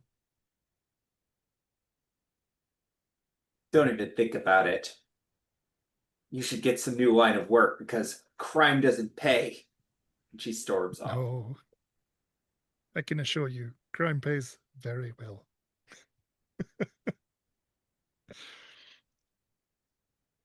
And I think as the three of you leave to go and look for CV99, the audience sticks with Vikram for a moment, taps a few more keys on his communication thing, and face appears that we haven't seen on screen, but we know immediately this is the Harbinger of the Void. Vikram says, "They are here on Threnody. You can come and get them at your leisure." We'll take another 10-minute break. Da, da. One brain cell between us. How could you, Vikram? You were so trustworthy. Just kidding. Curse your sudden but inevitable betrayal. So it's nearly 10:02 now. Do we want to come back at on the hour and do the finale? Sounds good. Yeah. Works for me. All right, see you. And we're back. And now I can't make Zoom what I want it to do because I can never make Zoom do what I want it to do. All right, so as you move through the station, you're heading towards where CV99's marketplace is supposedly. You start to hear klaxons sound throughout the corridors as the hull breach has been detected. But as you move, there is a second siren that starts going, a different sound of siren, and you're not sure what this one is until you get to sort of the tip of the spiral of Threnody, and you find that Zha-kul forces have already begun to infiltrate the station, and they are attacking anyone that resists them. But you do notice that they don't seem to attack the Indari. In fact, they seem to have co-opted a bunch of Indari, and they're carrying heavy equipment for the Zha-kul fighters as they move through this space. Just like the other end of this, the tip of the Threnody spiral is like another bulbous kind of space, similar to the one at the bottom of the spiral. So there's a lot of room to maneuver in here, and you can see these Zha-kul ships have docked, and several of these fighters have come on board. And they appear to be harassing people. There are say 4 Zha-kul warriors between you and CV99's market. And the audience catches a glimpse of this robotic figure sort of peeking through a doorway and then ducking back as Zha-kul forces start to go door to door. What do you do? It's just critical that you get to CV99, Professor, and nothing else matters than the knowledge that they have, which can help save the Alliance. Not even my life, if necessary. I'll draw them off. You do what you have to do. Lyra. And Tholar will say something and reach out and clasp her hand and say, let me check my notes. What was the specific expression? May Providence fill May your sails, I Providence think it was. Something. fly in your sails. She just very deeply touched and like clasped your arms. We'll see each other again for that drink soon. And then she's just gonna like go out into the middle of the courtyard and it's like, hey, you big jackholes, why don't you come pick on someone your own size? I'm gonna try and taunt them with sticks and stones to get them to run after me and like leave the opening unguarded. Okay, but before doing that, I want to know is the clasping hands a moment of camaraderie on the screen? Is it worth rolling the camaraderie move? Oh, and maybe. potentially taking some of the options that are there to boost your chances in this final scene. Yeah. So anybody can roll this. Roll 2d6 and add 2, which is your current camaraderie. I'll because Tholar is the hero of this movie, so and I already have a +3 to this upcoming roll, so Tiamat, if you want to roll it, you can. So that's a 5. Oh. No. My turn for the So low rolls. you get to pick an option from the camaraderie move. So camaraderie is already going to go down. It'll go down to 1.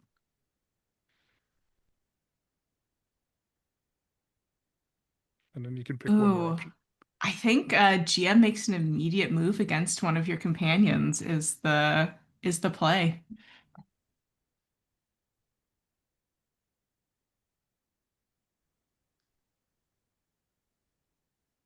Ah.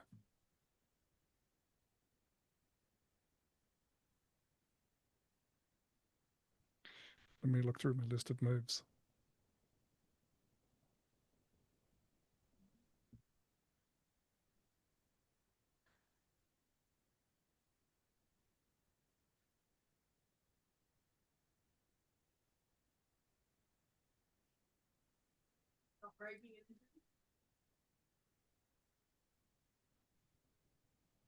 Yeah, I think as you prepare to do this, one of the Zha-kul warriors grabs a hold of Professor Rand, grabs him by the arm, and starts pulling him towards where they are rounding up sort of prisoners in this hall.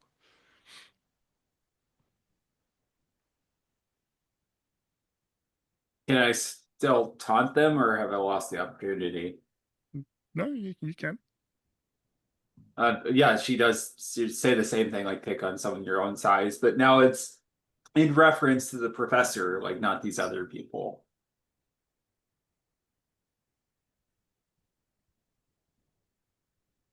Three. 11. Pick one. They charge at me, basically. That's what I want. Like I'm running away from them in another direction, and I want them to run after me. Okay. Yeah, I think the one that's got a hold of Professor Rand will point you out and call out to the others who begin running towards you. But the one holding on to Professor Rand just seems pretty confident in keeping a hold of this prisoner and putting them with the others.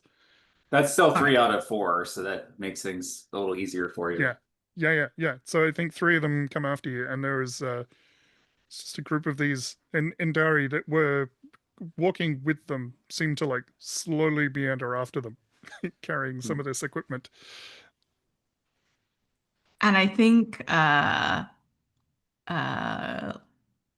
Tholar will take this opportunity to draw her pistol and come up behind the Zha-kul that has the professor.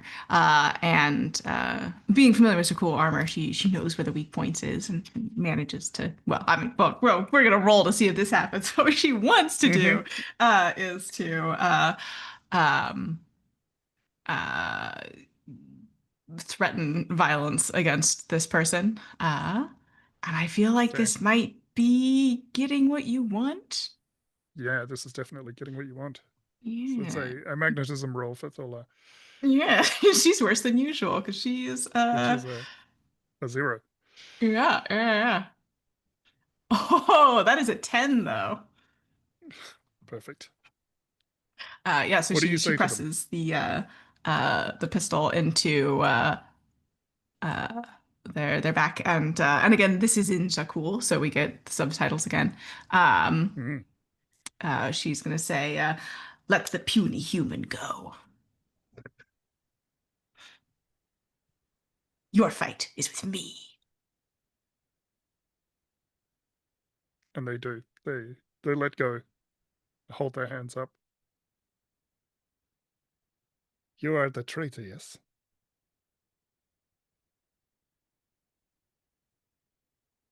I think I'm the one who should be asking the questions. Where's the Harbinger? They are coming. And there is nothing you can do to stop them. And I want to retcon this into being Inga from the previous film. We said where the primary bodyguard Yes, of the Inga! Harbinger was going to be. So this is a potential rematch for the two of you because you fought last time. You are going to fight me with a pistol while I am unarmed.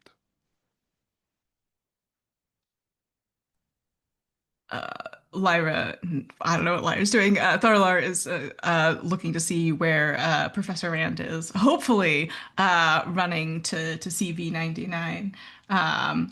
And she knows the way to create a distraction and buy the professor some time, and that's ritual combat. Okay. So you put away the pistol and prepare to engage in combat with this person. Professor Rand has the opportunity to head for where CV-99 is. Lyra is running back. Lyra's running back through the corridor, but this is now people were all surging in this direction, so you would ordinarily be running against the traffic here, but but now there are Zha-kul warriors at the destination, so there's a lot of confusion as people start to turn back and try and run the other way. You can see there are Zha-kul warriors behind you, but you can see ahead of you a familiar figure with a burn across like one eye and one cheek.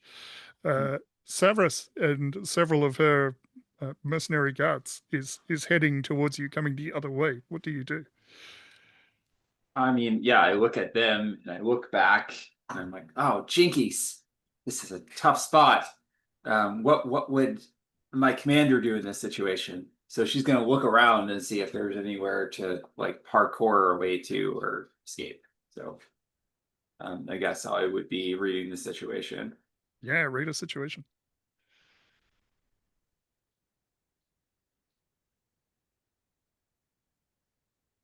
Five. Wow, double ones. I had a +3 too, so Woof. yeah. Ash. Savra sees you and points you out, and several of the bodyguards raise their weapons and proceed to fire in your direction. Go ahead and take another point of harm for that. Honestly, this might be where Lyra eats it. Am I allowed to do something dramatic if I die? Yeah, Are we in space? yes. Well, Okay. yes. According to Yeah. the move, integrity breach, yes, you're in Okay. space on a So spaceship. yeah, like On a there's firing from both sides, and like she staggers as she's being hit in the back and the front, and like coughs up a little blood, and slumped against the side of the corridor. And they're advancing to try and Sabris has like a grin on her face, and they're advancing to capture her, and she just like ignites the torch.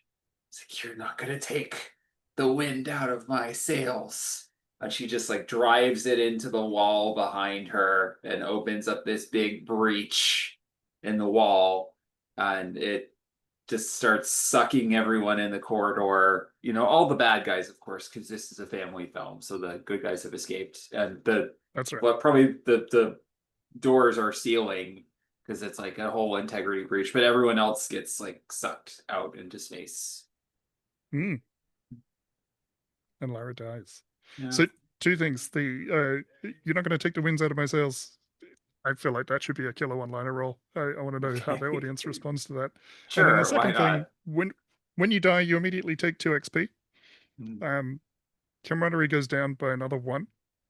But all of the PCs gain access to the Vengeance move. So Professor Rand and Thola, you have the opportunity for that. And then Alex, you can take on an assistant director role. So for the remainder of the movie, during any of the scenes, you can make one of the suggestions, and if people accept it, then they get a +1 to their role. So start reading through those. But let's roll that killer I got one-liner. a 9 for the killer one-liner, which doesn't really affect anything because I'm dying anyways, but it came off okay. Mm-hmm.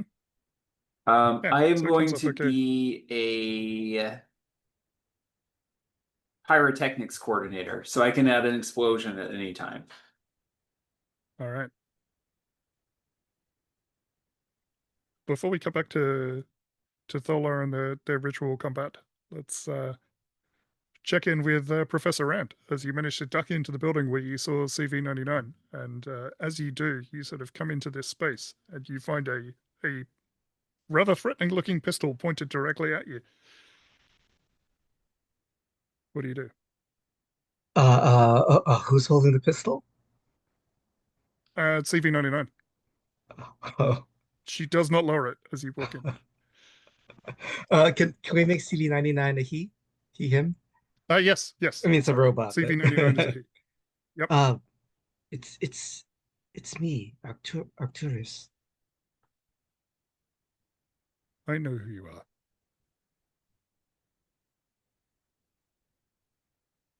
CV, I know we didn't end on good terms, but the Did you Zha-kul are bring the taking Zha-kul over. here? Of course not. I mean, they've been hunting us, but we didn't bring them. I mean, technically, we didn't bring them, but this station isn't safe. Well, I'm wildly aware of that. The Alliance is on the verge of collapsing, but there's a chance to close the void, the rift. But I need your help. The rift you opened?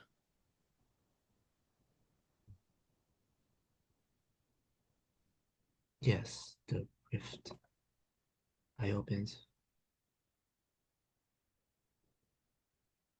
Seems like you have a chance to make up for a lot of mistakes today.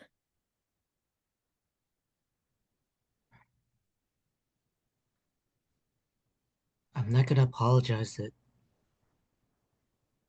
when when I see something I've never seen before, something of wonder, that I don't look closer. And I'm not gonna apologize for that because that's what led me to you those many years ago. Let's roll getting what you want. Unless you want to roll something else. Um, You could also no, emote. let's. I could see that. Oh, that's true. Yeah, yeah. uh, yeah, I kind of like that better because I'm not trying to manipulate or in that Can I sense. Can I retcon to be director of photography, actually? Yeah, yeah. Yeah. So, as they're having this moving moment, the camera like gets in really close to them, and Boom Boom probably has like a handheld camera. It's like, yes, emote more. This is a key moment. And we see like the lighting in the scene become more romantic and more just focused on the two of them. And I kind of like that the lights in my half mask kind of dim a little Yeah. softer. Mhm. That's cool. Awesome. Yeah, and I So try take to emote more. take a +1 on your roll. And which movie are you rolling? Emote. Okay. And well, let's see how I roll first. A 10. Um, on a 10, uh, take one forward as below. Okay. Choose a PC or NPC to witness an emotional display, field emotion. It is up to the director to decide how the witness reacts. Okay. I will um I will emote how impossible things seem sometimes. Uh, it could be something as simple as a relationship or a galactic invasion, but um, there is always a choice to be made, and that's a choice to stand against it and not give up, regardless of the odds. So kind of like an inspirational type thing that there's hope, a hopeful, I guess, is the emotion I'm gonna go for. Okay. So you express this emotion. You'll take +1 forward when you act on this hope. And Outside, there's CV99 a will. flag of the Stellar Alliance that was kind of limp, and suddenly wind just picks it up and it starts to wave dramatically. Wind from the air escaping from the hole that Larry made. Right. Probably. Who knows where it's coming from? In space, nobody can hear you emote. Okay, so you say this, and CV99's expression softens, and they lower the weapon. You think you can seal the rift and send them back?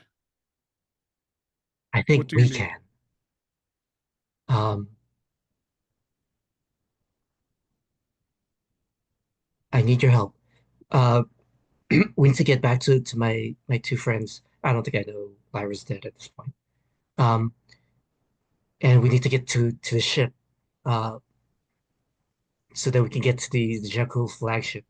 There's some final component there, and I think CV99, looks at me and says, a trilithium conduit? Yes, exactly. Um, and we're gonna head back to where I saw it last saw Tholar. Okay. CV99 will say, but before you head out to leave, they'll say, hang on, and they will go back into their sort of market area and start looking for something. And we'll cut away from you to where Tholar is having this ritual combat. What does ritual combat look like for the Zha-kul? Is it hand to hand? Is there some kind of Oh, weapon involved? yeah, there's some sort of off-brand batleth. Mm-hmm. Maybe it's like a gauntlet with like two gauntlets with like spikes on them, and you're trying to like Mm. stab with your forearm in a very like non-ergonomic way. This does not work well in actual combat, but it'll look sick. Um, yeah, and I think Tholar sort of like shrugged off her robe, and I think she's wearing yeah, she'd be wearing an alliance uniform under it, and she's like taken off the jacket, and she's got sort of classic action movie tank top underneath, and is I think there's a period of ritual prayer before combat because I think traditionally it is to the death.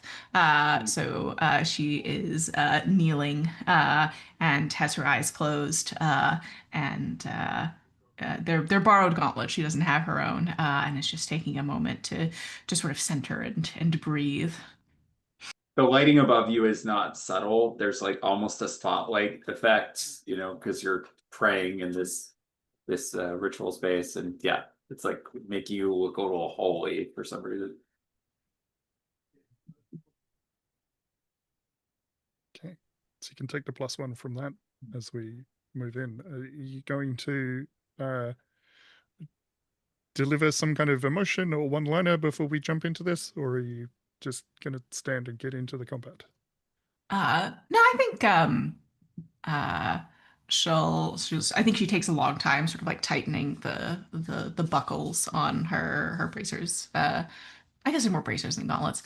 And she'll uh sort of look up to did we give Inga's character a name? The bodyguard? We did not. We did not.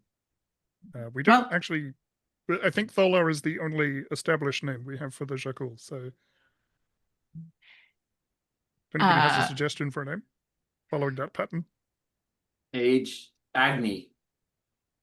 It's just Inga backwards. Absolutely.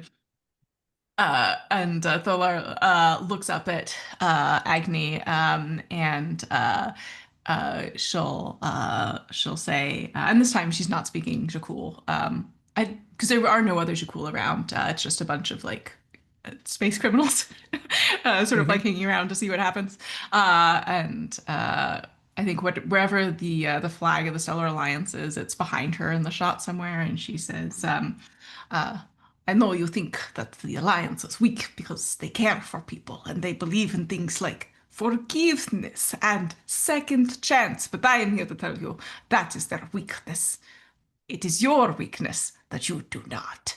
And she'll step up and I don't know. There's some sort of like fists together bow. I think this is probably emote because I think she's looking to inspire at least that people around her will not actively take the Zha-kul's part in this fight. So, oh, +1 from Boom Boom's lighting direction, and that is a 12. Yeah, and I think the emotion she's trying to create is belief in the power and the persistency of the alliance. And I think the NPC she wants to feel it is Agony, and maybe shake her a little bit.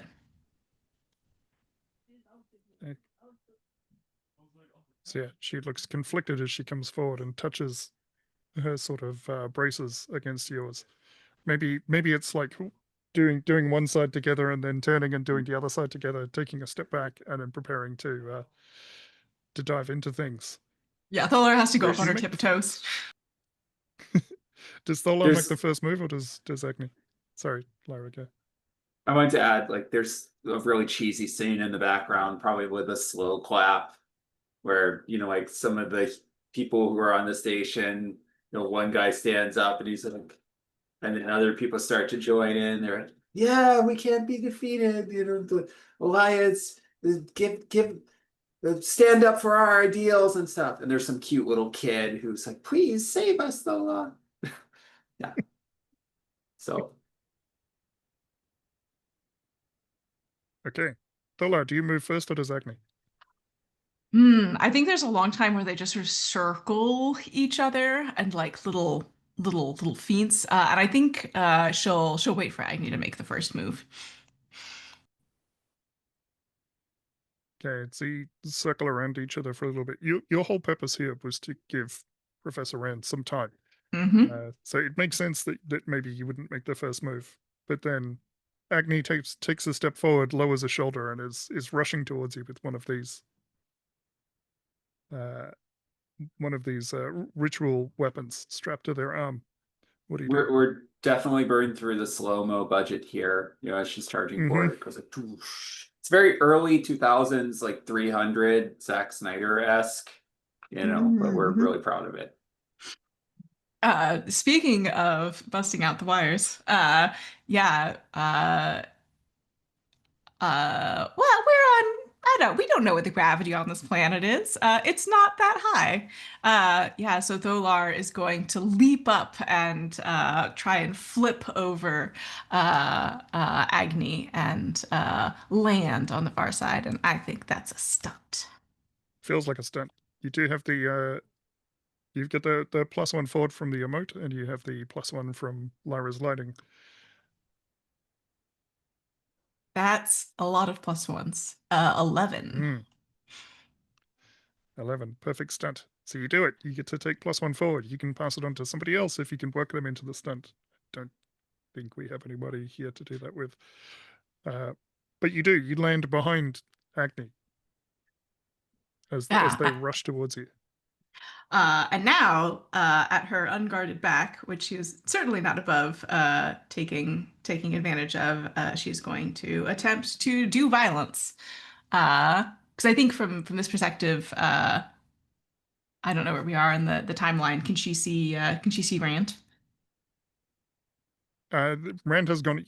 You know that Rand has gone inside. You don't know what's happening inside of the market. Okay. Yeah, she will attempt violence then. Mm-mm. Yeah, and I think But you have a she'll try and sweep her leg and see if she can destabilize Agni. Oh, another 11. another 11.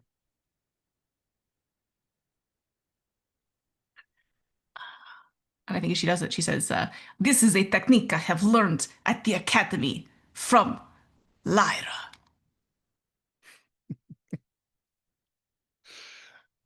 All right, get to choose 3 things from the violence list. Yeah, I think she's knocked down. Uh, she. mm,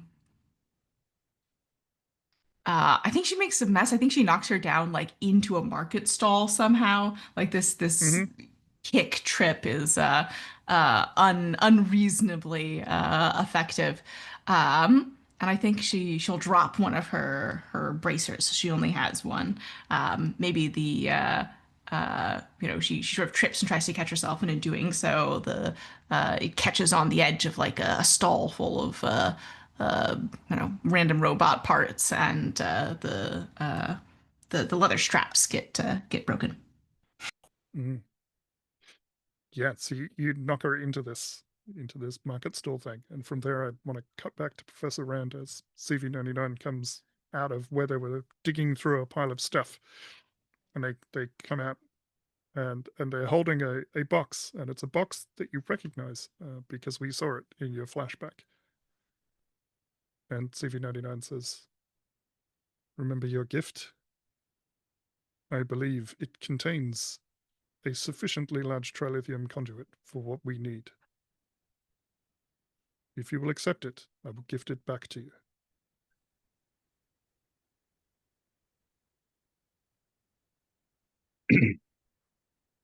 Of course. That's a horrible response. I say, uh,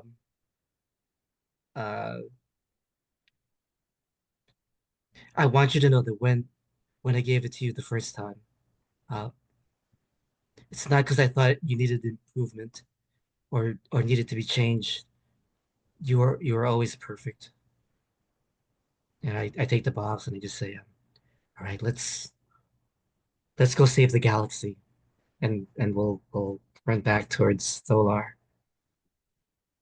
Okay. Can I make that a one-liner? Yeah, yeah. All right. Uh, do, do, do.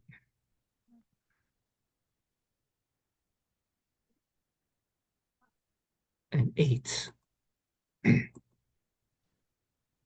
Uh, we'll bring up camaraderie. Okay. Um, oh no. Oh, someone I care about is hurt. Maybe this is when you learn about what happened to Lyra. I don't know.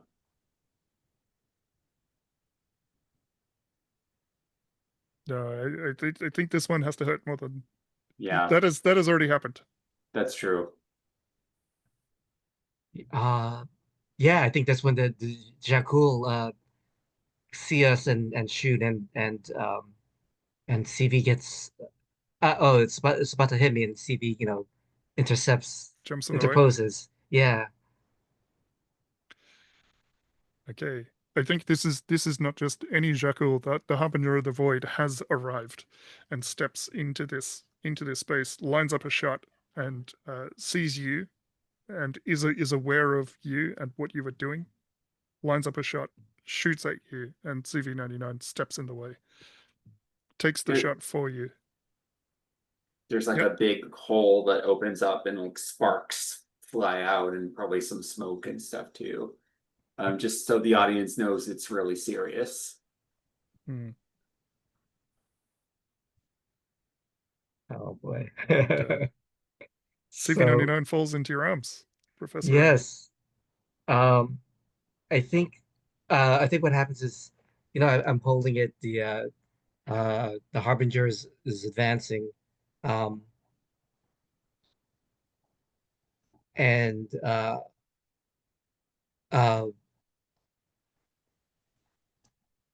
yeah, like CV99 is obviously very damaged.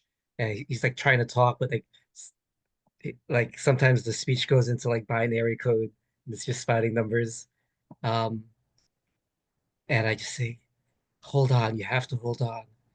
Uh, and I'm opening the front chest plate, and it looks like I'm trying to fix something, but what we see is my hand go through the hole, and I think I said that I had a weapon housed in my cybernetic arm, and it just kind of like Mm-hmm. comes out and shoots into leaps into my hand, and I'm gonna shoot at the Harbinger just to create enough of I don't know, either to stun him or just I don't think I can defeat him alone. So I think just like maybe like shoot like a nearby vehicle that explodes, just to give some space between me and him. Um, I guess this is violence You can if you're trying or to hurt stunt. him, then it's violence. If you're trying to distract him, then I think it's more of an agility stunt. Okay, I think it's a I stunt. will Yeah. I will remind you that you have access to the vengeance move, and your Oh, we'll do someone you that. care about has just been seriously injured, which will give you just a straight up 10 plus on that Oh, move, so you don't even need to roll it. I'll take that. I You only think get the you Harbinger only is get one of those per movie, but we're running out of time. So, Yeah. the yep. Harbinger is backlit by the same like crimson red ominous lighting on the Zha-kul ships and stuff. Mm. As he's Cool. approaching, it makes him look really menacing and cool. Cool. Okay. Thola, you see that this explosion goes off. The Harbinger of the Void is distracted for a moment. Uh, Agni is on the ground and is getting back to their feet. What do you do? I mean, yeah, I think we see a moment of hesitation because Tholar knows that to attack someone else other than the person you're fighting during ritual combat means that you have ceded the bout. But her friends are in trouble, and she sees the professor and knows that she again needs to buy him time. And so I think she'll uh, sort of turn and I think she's gonna go for like just a flying tackle and see if she can knock down the Harbinger, which is such uh, I don't know, what a way to puncture a villain's gravitas to just knock them over. But that's what she's gonna try and do. I'll Uh, I'll give you the +1. I'll pass the +1 from the stunt. oh, thank Take you. it. Mm. All right. You also Uh, get the +1 from Lyra backlighting I was going to say that the the harbinger. crimson backlighting. Yeah. Yeah, and I'm imagining that we've brought in the fog machines again, and there's like a little bit of smoke, and you Oh, just sort of totally. Yeah. the harbinger is centered in the shot, and then we just see like knee height Tholar 13 successfully Perfect. hitting him in the knees. Uh, and did I say if this was violence or a stunt before I rolled I it? don't remember. The same. I don't think I did. I feel like this is Which would you like it to violence. be? Yeah, Okay. I would like to knock him down. Mm-hmm. Yeah, so get to choose three. I'd like to knock him down. I'd like something to explode. I leave that up to Lyra, what that looks like. Mm-hmm. And uh, Well, Professor uh, Rand did say that they shot at a car or something, like a space car, and it blew up. So maybe it just was smoking and something about you knock him back into it, and then you're like, oh. yeah, yeah. And then I think inflict terrible harm. Uh, and Tholar will yell over her shoulder, uh, Professor, it's on you. Okay. So there is this explosion, and both of you get thrown as you are continuing to fight one another. Professor Rand, you have a moment in which to assemble this very complicated device, but you have all of the ingredients, all the pieces that you need. Uh, I have a pitch for you, which is we Sure. had in our Barbarian movie, we had the secret engineer move. I think as a professor and somebody trying to build something, would you like to roll that move to see how well this machine comes together that will seal away everything? Um, sure. Okay, so Where's good the news for move? you. This is Uh, roll with drama. oh, okay. Sweet. Uh, um, This feels like a dramatic moment. cool. So just trying to think if there's anything else I can add here. We have one camaraderie, right? Oh, how does that work? I can try and give you a visual effects move. I think there's just like a lot of quick cuts as you're, you know, taking pieces of the device and assembling them together. And there's like a lot of blinking lights, and you see the fighting going on in the background and stuff. So we're really zooming in and zooming out on everything really rapidly. I think Cool. You at a get a critical +1 moment from when you're that. building this thing, CV99 holds up a hand holding a tool or something that you need, some component that is needed, a shaky hand, and you take it from them. Um, I'd like to say even like the trilithium conduit was a little bit damaged when at the attack by the Harbinger, Mm-hmm. and I we had to take some parts both from CV99 and from myself to complete Okay. this machine. What a Um, Yeah. metaphor. yeah.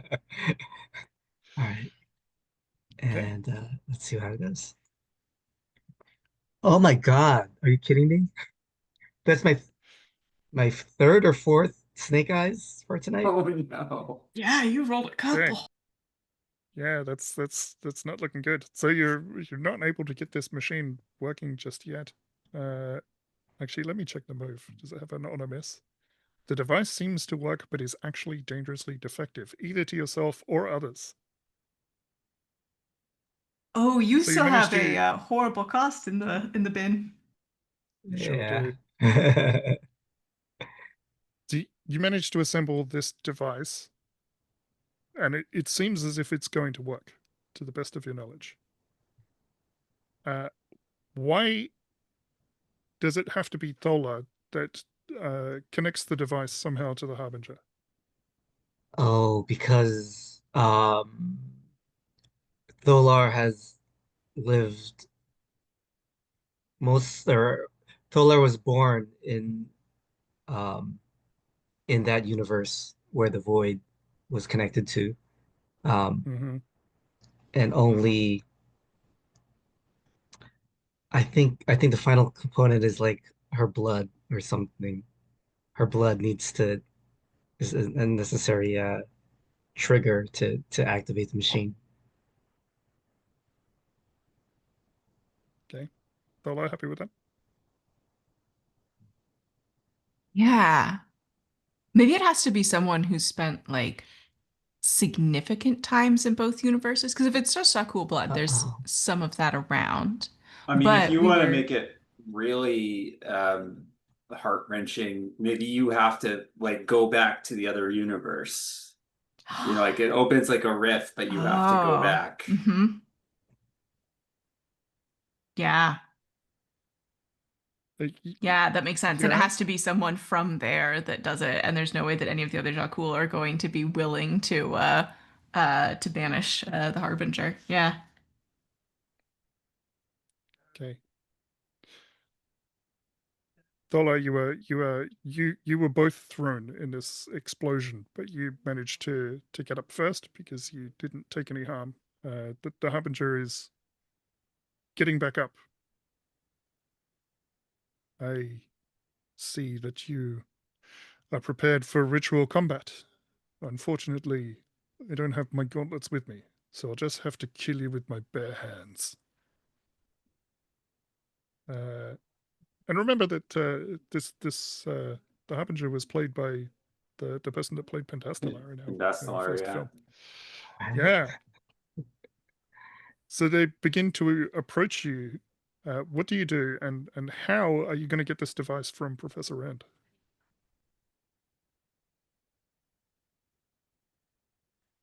Yeah. I think she's going to have to I think it's another callback to the academy. And she sort of like frowns and says, all right, just like in the simulation.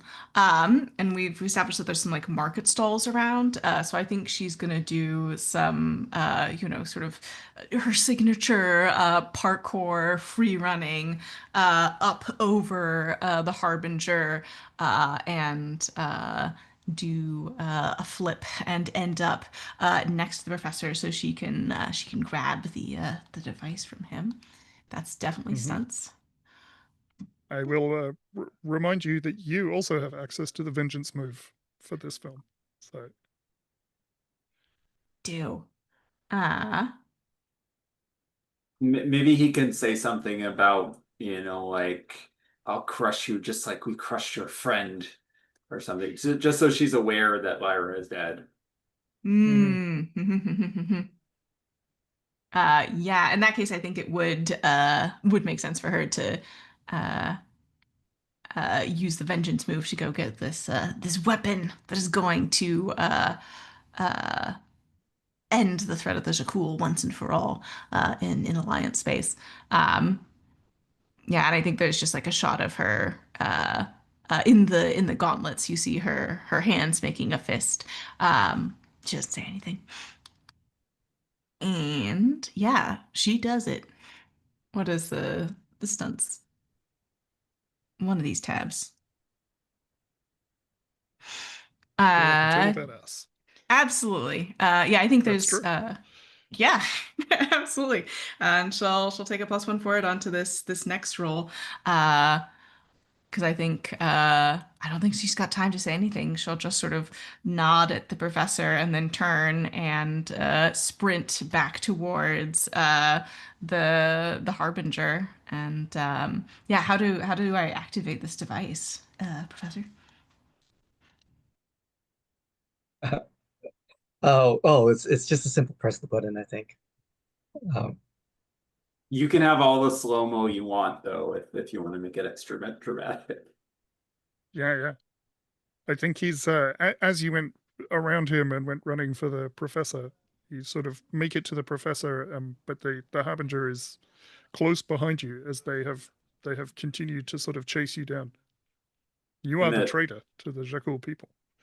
the theme of the movie, which is like the anthem of the Stellar Alliance or whatever, starts to like dramatically pick up, as he's chasing after you and you're rushing for the device or whatever.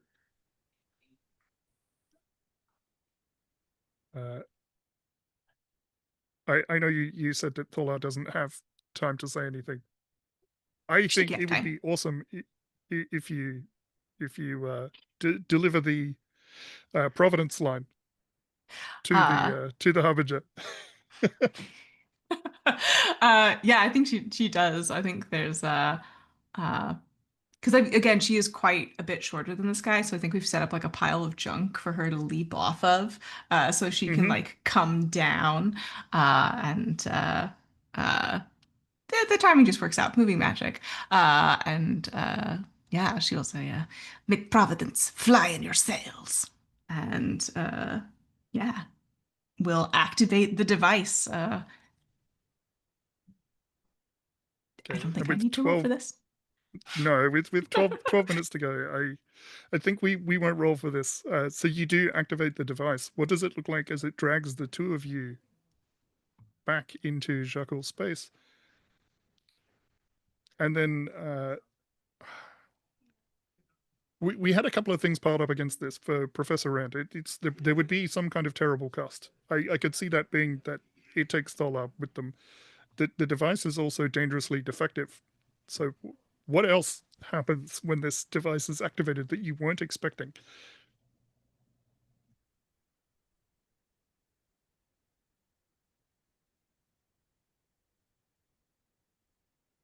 Now, does anyone have any cool ideas?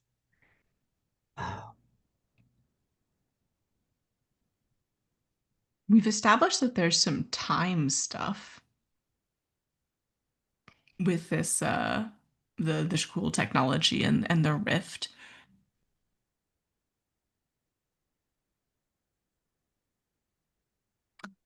Oh, what if that's what brought, because we've talked about how the timelines are a little bit off. What if this is what brought Tholar back in the first place? Yeah, we find out you're actually not from another dimension, but you're like the far future or something, or I don't know. Mm. Okay. And Thola, what does this look like? As Providence fills your sails. Yeah, I think again we're just using up the rest of the slow-mo budget. There's a moment of contact, and then there's that same thing where we flip to photo negative. And then yeah, I think the rift is somehow in the Harbinger, right? Like it's a Hmm. physical Yep. part of them. So I think we see that same sort of black white sort of explosion thing, except this time instead of opening out, it's sort of crinkling together, and it pulls Dolar and the Harbinger into it. And as it does, we see from their point of view, there are just flashes and flashes and flashes and flashes and flashes. And I don't know how much we're able to actually make out of what's happening. But then yeah, they arrive back at the Zha-kul homeworld.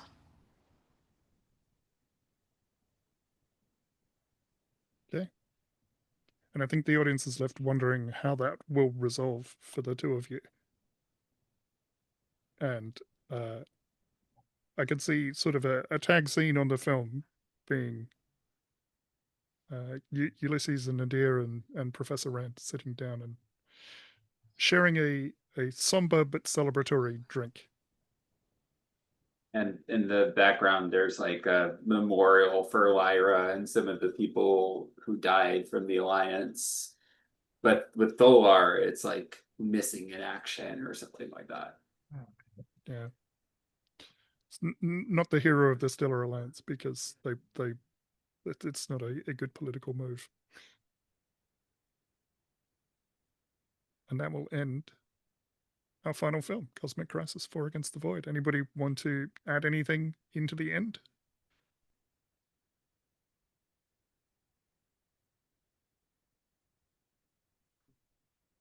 Maybe there's a final post-credit scene where we see Tholar on the penal colony with her family.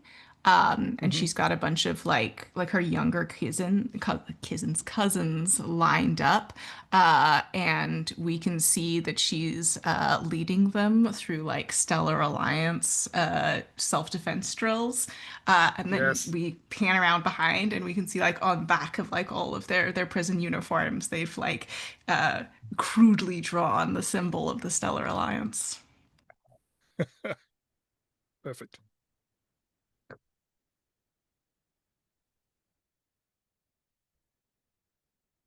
Okay. I think that is our film, and that is our series. So thank you all very much for playing with me. This has been an absolute blast. Um, any stars for this session? I guess that we don't necessarily need wishes because we're not going to play again. But if there is something that you would like to see out of future sessions of Action Movie World, Yeah, I mean, this was just a total blast. Like every single time I played it, I just like spent the whole time smiling and laughing. You know, everyone really brought it with the character descriptions. I loved Tholar a lot. Like Tiamat, I love your accent. It cracks me up. I loved all the combat descriptions when you were just backflipping and landing dramatically. That was really cool. I like that we got to have like some really good character moments between all of us as well. So I'm gonna really miss Stellar, but she's gonna lead a rebellion on a prison planet. So you sunk the landing there too. Um, and also just your arc of appreciating human culture and everything. I love that as well. And yeah, Professor Arcturus, like I really like the scene with CV-99 and like your dramatic speech that was very moving and everything. Um, and I liked how you kept like describing your cybernetic arm and like all the gadgets and stuff. That was pretty cool. And some of the funnier moments like earlier in the episode when we were doing the infiltration and stuff. So yeah, this was great. In terms of wishes, like if we played it again, I'd just like to see more play sets. Like I know you said there were more, Mike, that you didn't do. You could definitely go a lot of directions with this, like maybe like an Indiana Jones action adventure, maybe like a yeah, spy film or a heist or something. So it would be cool seeing what other things you could do with the settings and stuff. I know there's a couple of fun ones in that list. There's like there's vigilante movie and superhero Hmm. movie, and there's like disaster movie, like trying to play through Twister or No, something like that that. would be fun. Yeah. Um, there's one which I would love to get to the table, which is the family friendly comedy, the sort of Jingle All the Way, Last Action Hero sort of Mhm. movie that I think would be quite fun and fit the tone quite well. So yeah, yeah, yeah.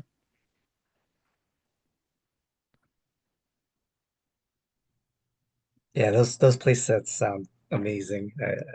I have to. Yeah, I hope to get to play again with all you guys. Uh, yeah, Mike, thank you for doing this, for organizing this. I love the all the things you did, putting us in peril with the Zha-kul and pinning Lyra between Savras and the Zha-kul and having Inga come back was awesome. Um, uh, yeah, Alex, the flashback scene was awesome. The description of the rifts opening, the Zha-kul flying in, uh, the tagline, the catchphrase, may Providence fly your sails. Awesome. Death scene, awesome.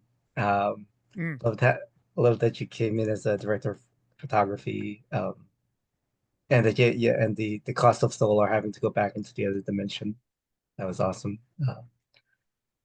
Tia, then yeah, all the Academy references, the needle and haystack, the competing the high score with Lyra's score. The grandmother losing at battle, the prison camp. Uh, Threnody spiraling around a broken space elevator was very cool visual.